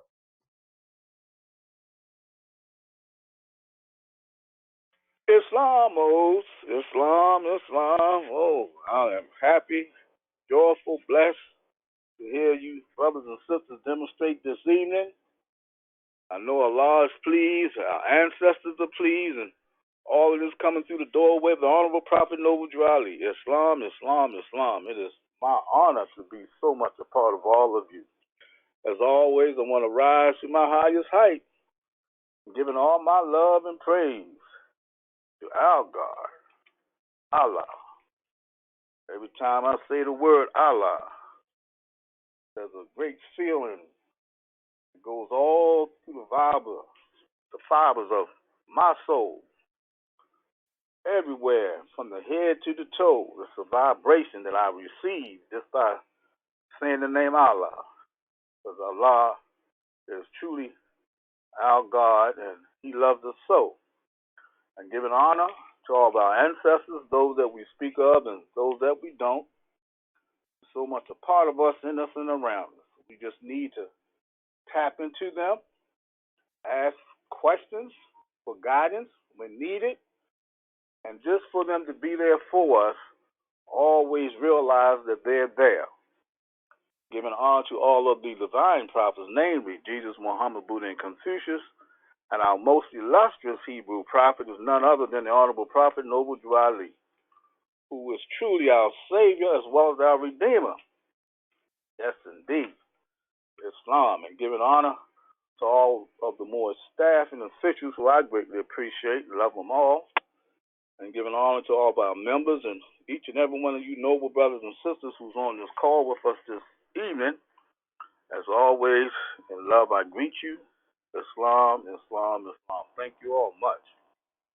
Well, once again, these questions are so needed for us, and it's good to hear the vibrations of everyone who have spoken pertaining to the questions that have been on the floor this evening. And I always want to give honor to our sisters, because, we can't do anything without them, because they're the balance. And that's why in that word, she, you have he. I definitely want to acknowledge and give honor to our little tiny Moor princess, Sister Ariana Sanders, babe, for doing a great demonstration this evening. I know all of us have well received her commentary on what she knows from her heart. All the mothers, all the sisters, the deputies, sheikesses, and everyone who has spoken this evening. It just was a great feeling to hear your commentaries and your vibrations that's coming from the inner you. Islam, Islam, Islam. Well, I can't say too much more than being excited on what I've heard this evening, because there's so much that I would love to say regarding what has touched me dealing with the teachings of our prophet and how it changed my life. But y'all, we're on a journey, and we all are being tested. And no warrior know his strength until he has a foe. And with everything happening to us as a people, there's a lot going on where we have to be strong. That's why our prophet said this movement is for strong men and women. Well, just by the mere fact that being taught the teachings of our prophet, I've been put in a position of knowledge, wisdom, and understanding. These 3 pillars of growth. And without the teachings of the prophet, where would I be? Where would all of us would be? And the prophet has changed my life, because as our noble brother Sheikh Youngbae was saying, and all of you who spoke, we've all have certain experiences in life, especially going on a journey like this. We'll be on a quest, seeking this truth. And as our prophet teaches us, the gifts of understanding are the treasures of Allah, and he appoints to everyone his portion, and what measure seemed good unto himself. So all what we all have experienced, we've been gifted with a treasure of understanding. That's why we're here now. And when we have this understanding, it brings about knowledge. And in the word knowledge, the first syllable is knowing, is know. So you see how it's all important for us to know. And if man or woman say they know, then they truly must be what they know. So by coming into this temple of love, which is the Moorish Science Temple of America, which is the greatest organization for the salvation of our people on the planet, and dealing with each individual, we have to realize that you can't save no one but you. We're all missionaries, and once we get this holy breath on us and we spread it, and even if you are being rejected by speaking to someone, they turning their back saying you're crazy, your friends are disengaged, they don't want to be a part of you anymore, but yet that's the path. But you know within your heart, you're right. That's why Allah is all right. So the change that I've had in my life, like I said, is knowing this truth. And I want to spread it, but I've had ups and downs with people I'm trying to assist to get the knowledge. But once you relay this knowledge, then you've done your job. It's up to them to either receive it or reject it. But you've done what you was put here to do. Informed by uplifting the people with the truth. So by the change that I've had in my life, it has made me a better citizen. And through the teachings of our prophet, it has made me know that we all are one people, just different tribes, and getting the world to know and the communities to know, to recognize me and us as true human beings, not as blacks, African Americans, negroes, etc. You know what I'm talking about. So when you come into this movement and you learn these lessons, our prophet has taught us our true identity. He brought us our nationality and birthright. He made us aware that we are the true gods of the planet. And he made us aware that our God, Allah, has always loved us and been with us. That's why he has sent us our prophet, Noble Drali.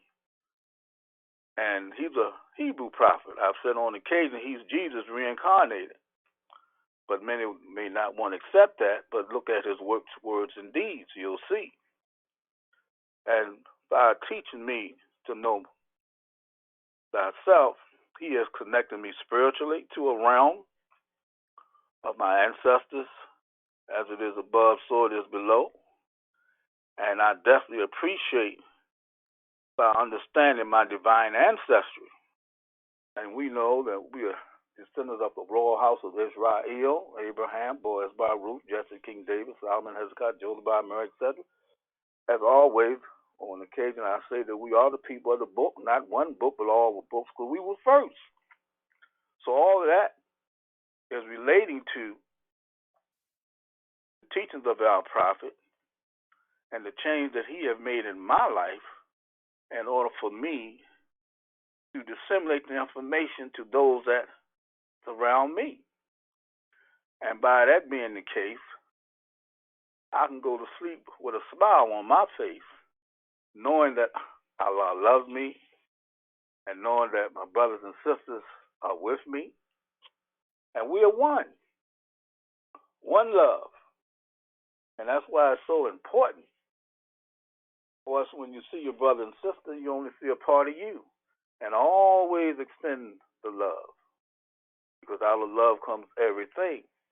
I would have never known any of this if I haven't been touched by the teachings of the Honorable Prophet Noble Drali. I was searching too as a young boy, got thrown out of the Catholic Church.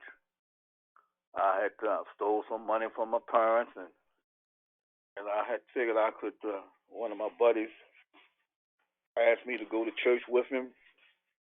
I really didn't want to really be bothered with the church services because they were too long. And I couldn't understand why everybody hooping and howling, spinning around, falling out. And then you're looking at this this so-called white guy named Jesus, and you ask him questions about him, and you never get any true answers. So by me stealing this money from my parents, I figured I would go to the Catholic Church and go into the confession booth and confess my sins to the Father. Oh my God, what happened to me? In the confession booth, I kept calling the Father Sir. He asked me, was I Catholic? And I did catechism and all that. And I, no, sir, no, sir. Then he asked me, why was I there? And I said, well, sir, I stole money from my parents, and I figured I would come into you and confess my sins, and you would bless me, and by blessing me, you would make my sins go away. Now, I'm a little boy, I don't know. But this man put me out. He told me I had to leave. He put me out. I couldn't believe it. I said, here I'm trying to confess my sins and get blessed, and the Father put me out. He didn't want to hear it. I said, wow. So then, I really was on a quest then until I came into the teachings of the Honorable Prophet Noble Drawley through some friends of mine who had directed me to the temple. And once I came into the temple, my spirit was taken because everything was, my soul, everything was at peace. Just looking around at the flags and the feathers and whatnot. And then I started asking questions, and all my questions were answered by my master teacher, who was Grand Chief Richardson Dingle-Hill. And he had told me, he said, son, you don't have to take my word, do the research. And after I did the research and I found out everything he had spoken was true. And I was so elated, tried my best to inform my family. My wife left me. She was a school teacher. And knowing that we had to change our mode of doing things, no more holidays with the Christmas and this and that, the diet. But she gave me an ultimatum. She was a good woman, but she wasn't on this page of Islam.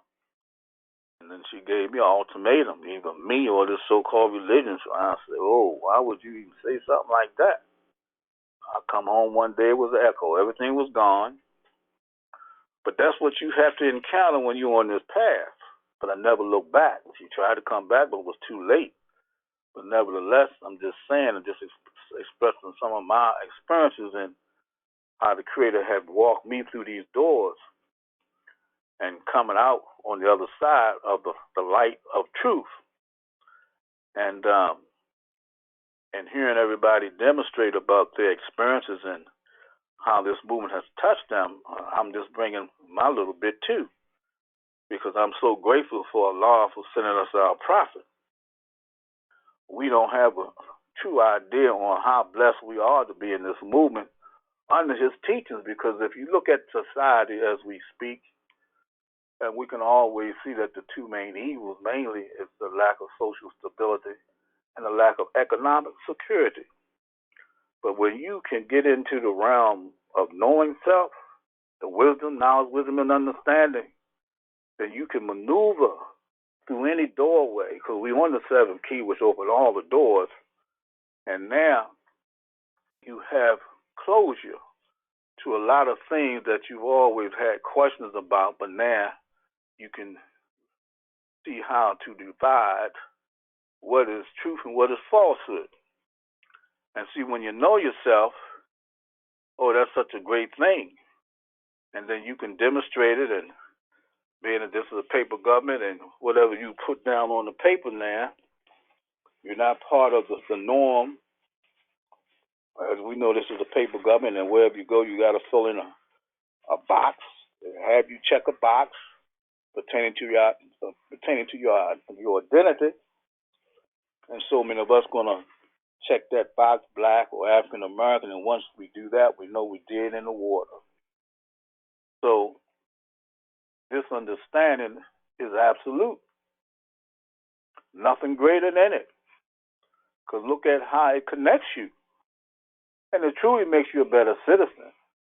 And as one of the brothers was speaking today, dealing with family, anytime you have any type of social concerns, get into your Circle 7, which is the book of the seven seals in the 5th chapter of Revelations. You'll see when you deal with the lessons and continue to internalize the teachings, you can't help but have a better family with understanding, because all of that derives from you, because your children is just a reflection of you. And if they, by you, being taught these lessons, can you imagine from one generation to the next how they would come up spreading this gospel, this truth, and getting rid of the naught that has plagued us for so many generations?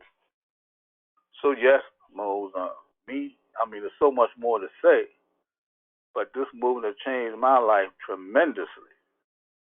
I could write a book, really could. And when you learn certain information about yourself, and then you can truly connect with other folks, and they can see the change in you also.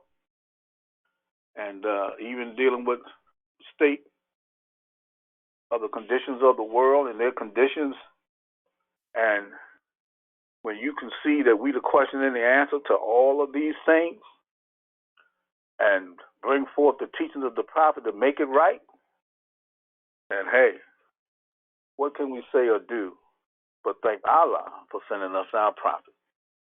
So as I stated, there's so much more. I don't want to belabor the situation, but I'm just giving you a pinch of what I've felt and what I know and how I demonstrate to society when I'm involved with any and everything. I always have to relate to the teachings of the prophet to bring clarity to all that comes before me and those that surround me, because it's all about spreading this truth. You do it in your own little way, because everybody not on this plane of thought, and you got to be patient with people, especially dealing with this, because this man ideology has been so embedded, and it's hard for us to crack that nut. But as the lesson says, the dripping of the water can wear away anything. So you just got to keep this drip going, and eventually it's going to ease its way in, and things going to come apart. For that water drip will expand in such a way that will engulf whatever it is that need to be saturated with the truth, and you'll see how it all will be revealed. So that's our role, because as I said, we're all missionaries, really we are. And you can't help yourself when you get this knowledge, and you just want to tell people, get them to see what you see, and try to get them to wake up, because we've been asleep for a long time, and so many of us are still asleep. But everybody can't be saved. So those that you can touch and those that have that understanding to awaken, then hey, that's a great thing. But all in all, you got to deal with yourself. But you got to have the means of understanding to deal with your stuff. And that's why the prophet has his literature to keep you on course when things go awry. So, Mo, once again, we're blessed. I'm so thankful to be in the movement, be with so many of you, and to be taught the lessons of truth to make things better, not just for me, but all of humanity, because we all bringing that spoke to the wheel, and the hub is Noble Drew Ali, and the will is Allah. So you can always know the wheel will continue to turn, and we in it. We in the wheel. So let's just keep doing what we're doing to make things right.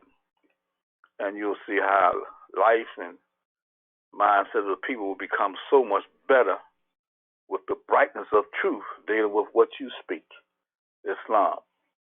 Well, I'll leave that alone for right now, Mo. And, like I said, there's so much more that, all of us can speak about pertaining to this. But just in part, because like I said, Where else can you go and know the truth about your nationality and birthright? No one is teaching this. And it's all about true identity. We've been on a falsehood for a long time. So praise Allah, praise Allah, praise Allah. Thank you much. Okay, my noble brother, where are we still? All right. We're going to go to our first question reads, what significant role did International Grand Sheikh F. Turner Ill play in the Moorish movement, and why is he one of the least spoken of?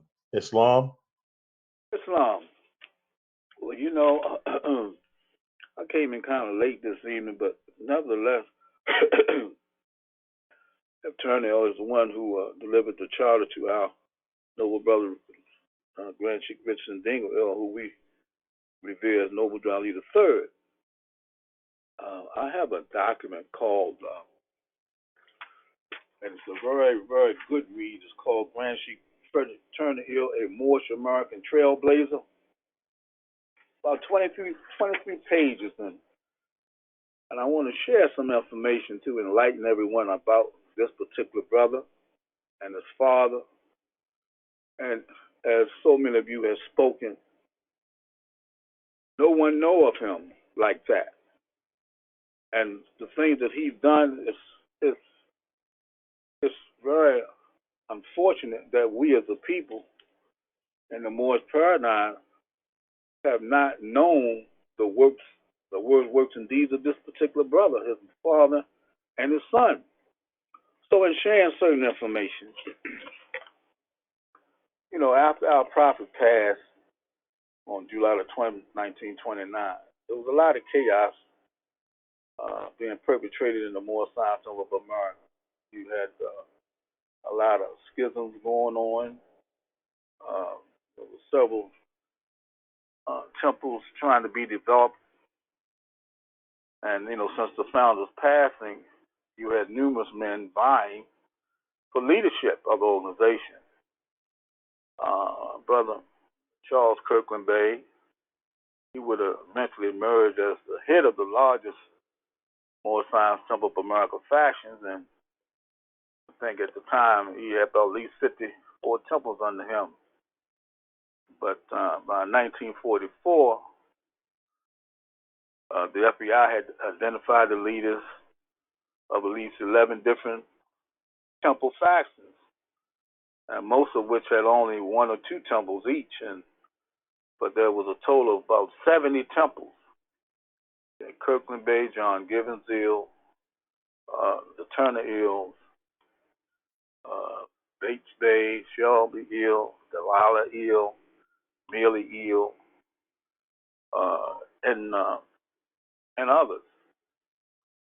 But being that we on the page of Turner Hill, he was the leader of a medium-sized faction, which was the Moorish Science Temple, the Divine and National Movement of North America, Inc.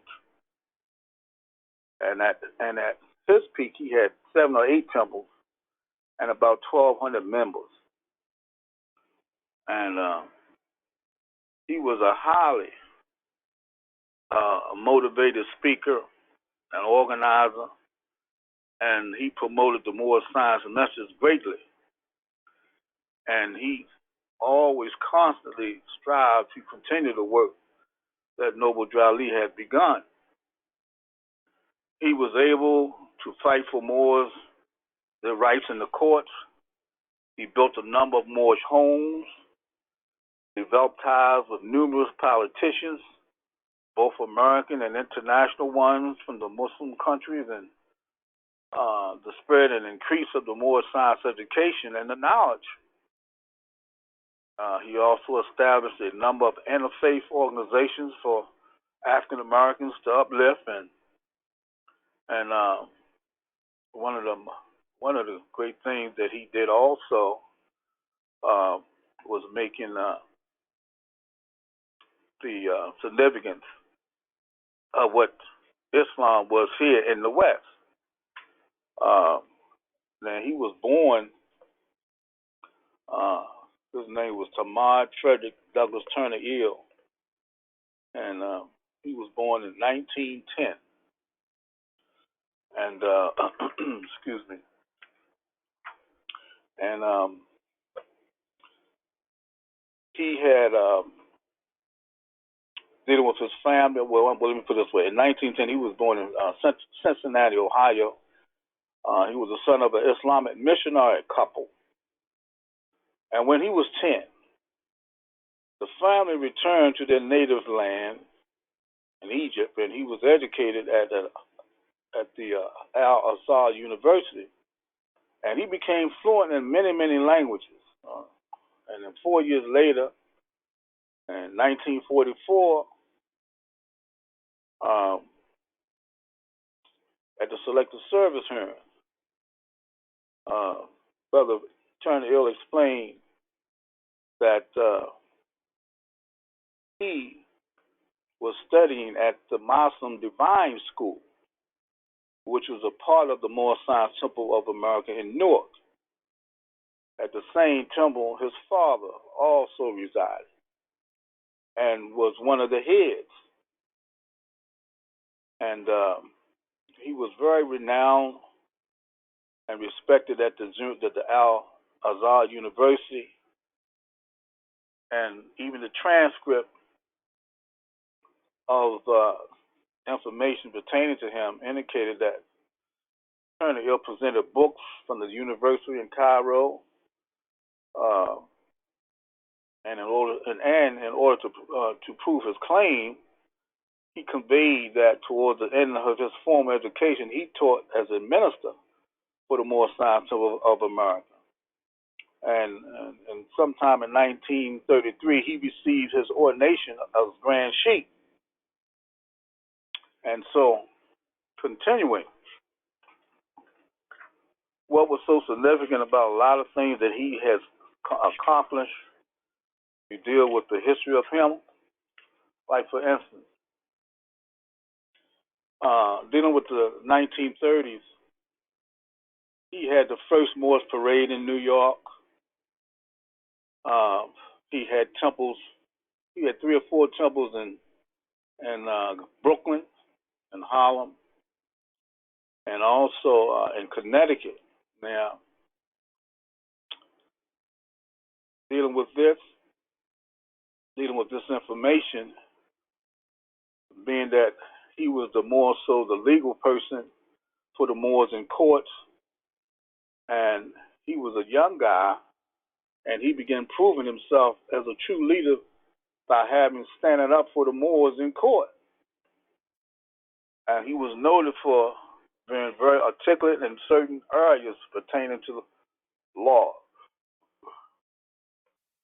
Now, he defended a lot of Moors in court.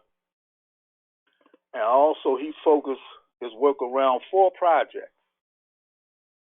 establishing his own Moorish village and farms, building ties with local, state, and national politicians, both Asiatic and Europeans, and courting diplomats from Muslim countries in order to foster a pan-Islamic anti-colonial coalition. As I stated earlier, he established an inter-religious African-American organization for racial and national uplifting. And really, Turner Ill was, in fact, the first Moor Muslim to deal with these particular activities. The Turner Ills built a village for African American Muslims dating back to 1938, just months prior to him incorporating the Moorish Divine and National Movement of North America, Inc. He had announced plans to construct Moorish colonies in both Woodstock, Connecticut, and Long Island, in New York, after receiving a grant from the newly established Federal Housing Administration, which aimed to stimulate home construction and reduce unemployment during the Depression. And through both of the sites were originally to be used as a home for all Moorish Americans. And soon he decided that the Woodstock location, I believe back in the 60s, didn't they have a big thing in Woodstock dealing with I think it was the Vietnam War, I believe. But anyway, that name Woodstock just spring out to me. But anyway, these locations in Woodstock, he was set aside for the elderly Moors. And much like Kirkland Bay's village, see, Kirkland Bay, he had established a village in Maryland, Prince George's. But the idea of creating such a community was not an innovation of either man. During Drew Ali's life, Moorish Americans had been discussing the establishment of a town owned and completely operated by the Moorish Science Temple members, where they could live out their dream of having a community built on the principles of love, truth, peace, freedom, and justice. And more so like they was inspired by Marcus Garvey. And in 1929, Drew Ali promised that in his 1929 tour of the temples, he would fully inform the Moors of his plans for this town. But, after his passing, with the infighting and all around chaos that would soon follow, the vision was not able to come to fruition in the 1920s. But, nevertheless, Turner Hill was the first Moor to create a Moorish colony, but he was among the first, and for the next 25 years, he would continue to make it a priority in his movement, much more so than perhaps most of his contemporaries. So in the late 1942, the Moorish Divine and National Movement of North America and corporate purchased a 500-acre farm in the town of Beckett, and this was located in the western Massachusetts county of Berkshire. It was known as the Berkshires, and he soon obtained another Federal Housing Authority grant to buy livestock and farm equipment for the use there. And the Moors had many hopes for the Beckett site, which had a 14-room hotel and an 11-room farmhouse. And in addition to starting the farm and raising chickens, Turner Hill planned to turn the hotel into a Moorish Berkshire National Home, which would serve as a year-round retreat for persons of Moorish descent and others. And it was also a health resort, a rest home, and a home for the aged, and a summer camp for the children. And he also had this farmhouse that he had converted into a temple. And the Moors hoped that someday to establish a location, a university, modeled after the Al-Azhar University in Egypt. And he would also help teach Moorish Americans in line with Drew Ali's missions, as well as the earlier MSTA education efforts. Now, with fulfilling the pride in their Moorish national cultural heritage, he was spreading, the verbiage of Noble Drew Ali throughout. And, for the first half of the year or so, things seemed to have run smoothly at the Beckett site. But in May 1944, a fire had erupted, which the Moors suspected was started by arsonists. It burnt down the property's ice house and root cellar. And in August 1944, plans for the Moorish Science Temple Divine and National Movement Convention, which was in that mid-September, to be held at Beckett, was announced. But before the festivities could begin, the local newspaper revealed that the original owners of the Beckett property had been trying to foreclose on the Moors, saying that they had not kept up their mortgage. But the Moors had responded by filing 2 bills of equity to prevent the foreclosure, and claimed through their lawyers that the sellers had deceived the Moors about the terms of the sale contract. So the judge dealing with the case put a restraining order on the foreclosure, but dismissed the charges of deception. And with this restraining order, though the convention could go on and seemed to have been quite a success, drawing approximately about 300 Moors from several states. So this was a great feat, and also with that, the temple's time in it was a place called the Great Barrington, was one in which the Turner Hills experienced faith and leadership would be repeatedly tested. And it also was a time of growth and development for the Grand Sheik's mission. In fact, the appearance of the press of Turner Hill's name in connection with the new Moorish National Homestead was almost immediately.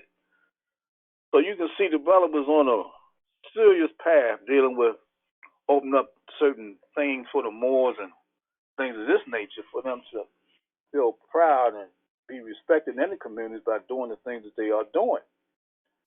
Now, Turner Hill, he understood well the value of our Prophet duality's political, legal message, and he had begun cultivating political ties.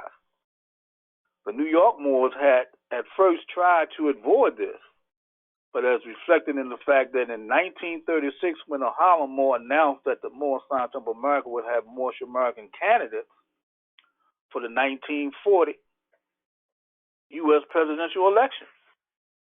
But by 1941, Turner Hill realized that at least for its circumstance at the time, his group would be better served by having friendly relations with the politicians.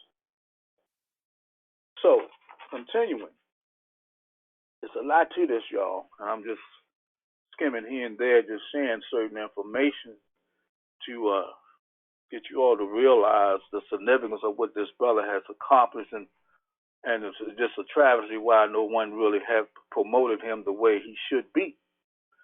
But anyway, later in 1942, a Harvard lieutenant governor, acting as the mayor's representative, gave a speech at the first Moorish Science Temple Convention. And then in 1944 convention, the one at Beckett, hosted a representative of Massachusetts governor. And with this experience behind him, Grand Sheik Turner arranged for a conference with the Massachusetts governor in which he complained that the taxes on the Moorish homestead had been unfairly raised, and he accused officials in the Great Barrington area of conspiring to run the Moors out of town because of their race. But the governor now, he's involved, and it's always good to be, see, this is national business, political science, if you will, dealing with the connection. And see, the governor assured Turner Hill that he would be protected, and that Turner Hill's complaints were referred to the governor's Committee on Racial and Religious Understanding. But meanwhile, the town selectmen denied all charges and called Turner Hill's complaint a cheap publicity stunt. But by February 1946, with the issue still not resolved, Turner Hill traveled to Boston to meet with several state officials, including the governor's secretary, the council of the state senate, and the attorney general. A few weeks before, the Moors had filed a request to make the homestead tax exempt due to it being a religious institution, and the Senate council assured Frederick that this was appropriate. And in an interview following his meeting in Boston, Turner Hill took the time to acknowledge friends of the Moorish people in the district, including the local judge. After 4 months absent from the newspaper, Turner Hill reappeared with a new perspective on his circumstance, and he was pleased with the situation and praised both the governor and the Great Barrington selectmen, and the very selectmen who had derived his claim a year earlier. So, but how things work, satisfaction would be short-lived. However, but the following February, the Great Barrington officials were insisting that the homestead should not be considered tax-exempt after the Moors had charged for parking on their property during a recent local fair that was held across the street from the homestead. Turner Hill, through his lawyer, appealed to the state tax appellate board and the Grand Sheik now referring to the property as the Moorish National Home, leaving out Backshore from his title. And he repeated his charge from the year prior, and this was the result of racial and religious antagonisms on the part of certain Burrington residents. Then in that June, a few dozen teenagers taunted the Springfield Temple leader as he walked along the streets of the Great Burrington during the visit. So the young men were reprimanded by a local judge. The event reinforced for the Moors the feeling of persecution. So by the fall, Turner Hill still had not obtained total exemption for his group, but he would not let the issue be swept under the rug, so he apparently attended the weekly meetings of the local selectmen and September invited to an annual convention along with the governor and the lieutenant governor. So all this is what I'm bringing forth to let you know how this particular brother was steadfast in his convictions of law and the Moorish community and what he knew that was appropriate and right for us as a collective body. But during this time, the Moorish troubles in Berkshire was not over. But in the late 1948, Turner Hill clarified in a speech at an inter-religious conference that the prejudice in the county was only coming from a few locals. But he nevertheless advised all residents to keep their hands off his people. By this time, the home had failed to keep up his mortgage, and an arrangement had been made with Stanton, the original seller, and she and her two brothers, along with her attorney and the Moorish Science Temple's own attorney, had been made honorary members of the group. And one of the Stanton brothers moved into the main building using the room for raising his chickens. But Stanton and her brothers claimed that under the Moors, the property had become run down, which meant that it lost its value. And so by that being so, they initiated a foreclosure hearing that would last until January in the June of 1949. And after a spring in which Turner Hill and another Moor were in an automobile accident, the home was foreclosed on the Stanton, and for the Moors, property is in foreclosure now at that particular time. And in July, an eviction hearing was initiated, and the Moorish Americans finally left their homestead before the town could forcibly remove them with only a few hours to spare. But that didn't stop Brother Turner Hill. He was still a man of direction and conviction. So he continued on his journey, meeting with other officials. And by this time now, Turner Hill had known the political construct of things, and he was a very advocate organizer, and he was known to be an upright person, and they respected him highly. Now, in less than a year, the National Home, now alternately known as the National Shrine, held a dedication ceremony for its new location, which was in Norfolk, Connecticut. At that time, the Moorish Divine and National Movement was staged for the next 15 years. And at that ceremony, complete with guests, various politicians, and respected non-political figures from within and without the state, Turner Hill introduced a new organization that he recently has started, and he was now emphasizing more than ever an element of the identity of his movement that he had been cultivating over the past few years. And the Grand Sheik had finally found a stable home for his movement, geographically, politically, and ideology. So, since that time, he first conveyed his message of African Americans, Moorish origins, and Drew Ali had worked for that unification, the racial, not religious, oppression was, after all, at the core of what drove individuals to embrace the Moorish identity, as is plain as I just stated. So let me just highlight some real important things that he did so we can see. This man, he was a show-enough fighter. And he fought for the religious rights, for racial equality that was suggested by Drew Ali. That it would be easy for a black person to fight for equality if that fight was put into the rhetoric of religious freedom. And it was also true at the time that a black person in the United States was often treated better by whites if he or she was wearing Islamic clothing, as it signified an almost non-black status. And at one of the most unusual gatherings of this kind ever to be held in New England, in the New England area, 200 delegates representing thousands of colored people of many religions, nationalities, and beliefs heard a dramatic plea for unity and strength through full brotherhood of man here in Great Barrington. The event was the interorganizational conference of the Moorish Science Movement.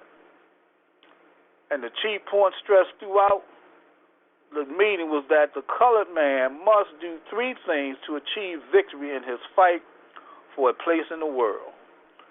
Forget forever the use of the derogatory term of Negro. Learn the true historical background of our great people and their contributions, and make ourselves a strong nation that we may be heard when we speak.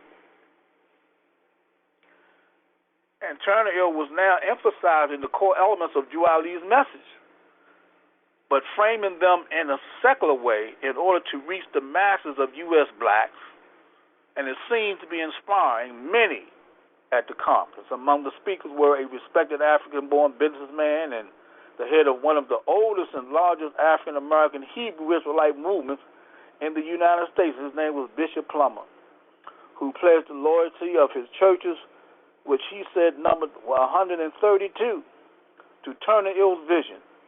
And the plans were introduced for organizing economic and educational programs, and the Moorish Science Temple of America Divine and National Movement spokesman announced that our organization does not come to you merely with an idea. We have something to offer you now. We have land, 300 acres more in Connecticut, and we have this beautiful homestead, the largest thing of this type in the race. And this is yours, and forever it will remain yours. So, dealing with the conference now, the immediate outcome of this conference was not clear, but in the fall of the following year, over 1,000 people reportedly came to the home at Great Barrington for the next conference. It was at this September 1948 conference that when Turner, who probably was feeling very confident due to the success of the conference, warned his Berkshire neighbors to keep their hands off his people, and he also went on to explain that there was prejudice, and he is only ignorance, and the more we are educated, the less we will hate, reflecting his lifelong endorsement of education. I'm going to bring this to a little closure now because there's so much more here. Like I said, this is a 23-page document, and I highlighted certain things, but there's just so much. And I'm looking at the time, so I'm just going to kind of more so like streamline this. Okay, let me just say this. Now, the Turner era was doing things that had not been done in Drew Ali's era. The MSTofA should not be surprising. Drew Ali's MSTofA had only existed in its organized form for at least 4 years, from 1925 to the mid-1929, when Drew Ali himself died.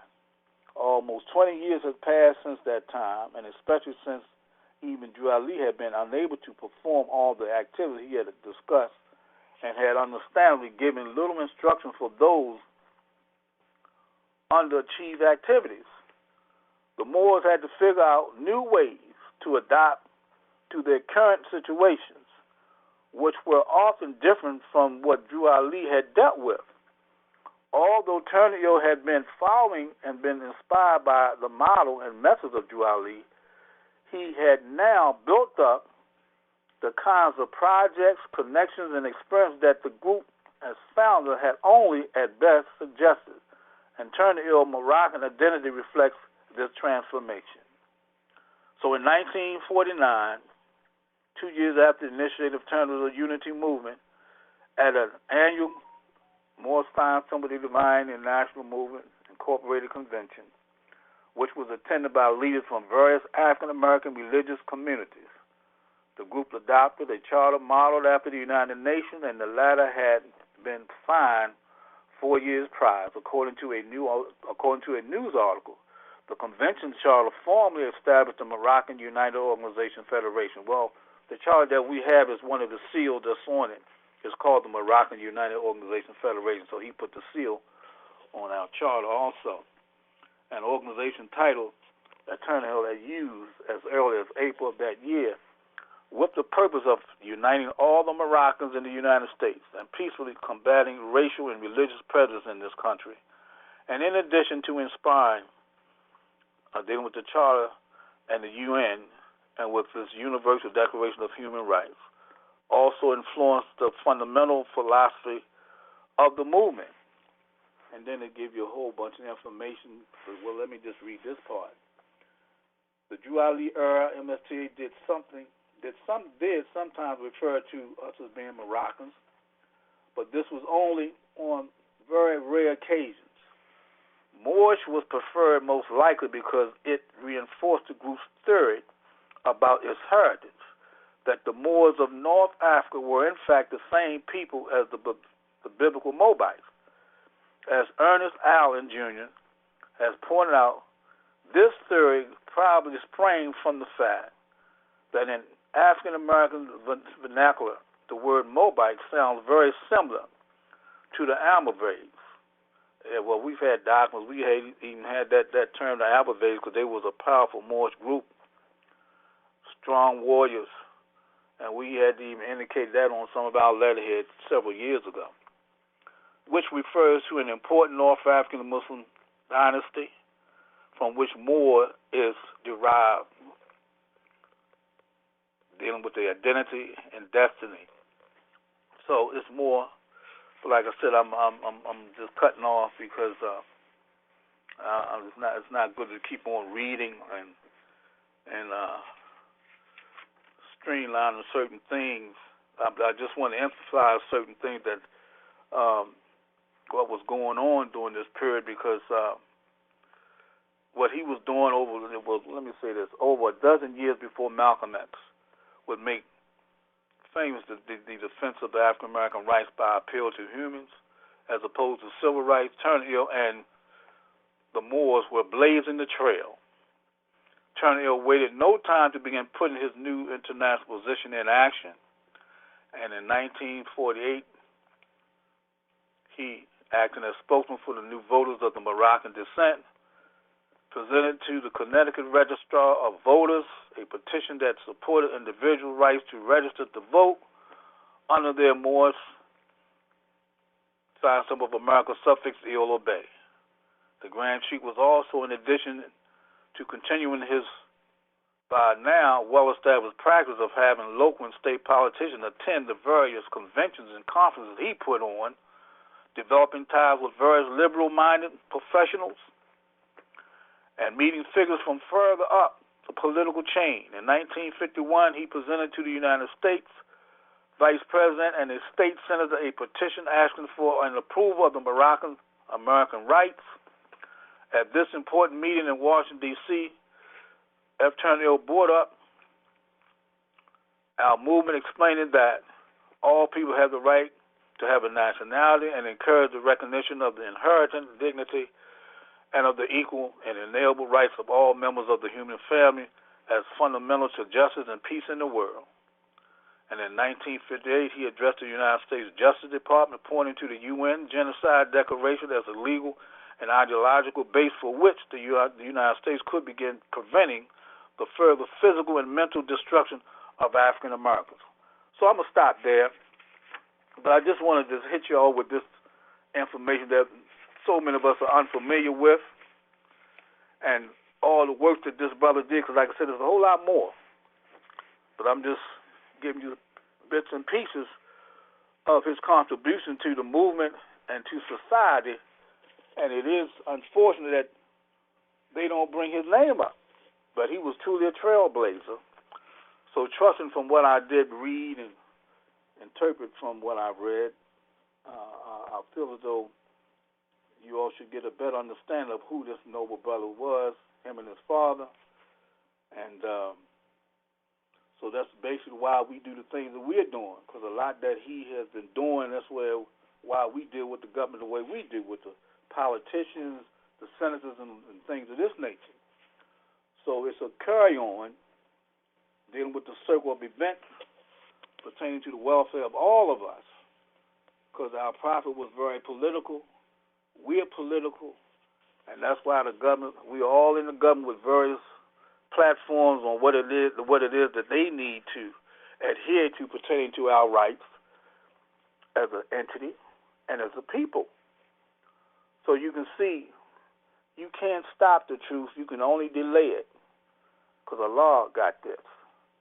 So what most people don't know, we had a corporate lawyer do some research on the movement, and they advised me to connect back with Turner Hill and Connecticut to bring the charter and the corporation that he had connected back with Grand Chief Dingle, which we have here in Baltimore. So my name is on both of these registrations pertaining to the Moorish Science Temple, the Divine and National Movement of North America Incorporated.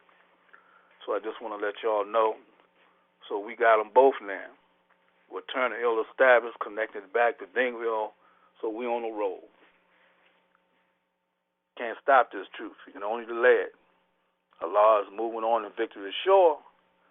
So we're being blessed by the best people. So feel good about yourself. You're in a movement that's always doing what is necessary to make things better for all of us. Islam, Islam, Islam. Thank you all so much for your time. Trust what I've said can soak into your ear, coming down to your soul, and getting you to realize with an open eye, that third eye, that this is real, Islam. Thank you, Mo. Islam. And thank you for summarizing our call and giving us the jewels and keeping us abreast on the subject matter that was on the floor this evening. Always appreciate you much for all you have done, will do, and haven't done yet. National Grand, love you much. Thank you all, Mo. Always, Mo. Islam. Well, my good people, we have a total of 51 lines on the call. Trust that you got a lot of information and internalize what has been said. But at this time, we're going to begin to close out, and we close the same way we open. But you can catch us here next week's creation, same time, same space. But at this time, can I please have everyone who is able to stand erect, facing towards the east, heels together, toes apart, separated at a 45-degree angle, upper arms parallel to the floor, forearms perpendicular, 5 fingers erect and together on the left, and 2 fingers erect and together on the right. Allah, the Father of the universe, the Father of love, truth, peace, freedom, and justice. Allah is my protector, my guide, and my salvation, by night and by day, through his holy prophet, Drew Ali. Ameen. Trusting everyone has a safe rest of the week. Keep safe, stay sane. Until next Sunday's creation, much love and peace, peace, peace.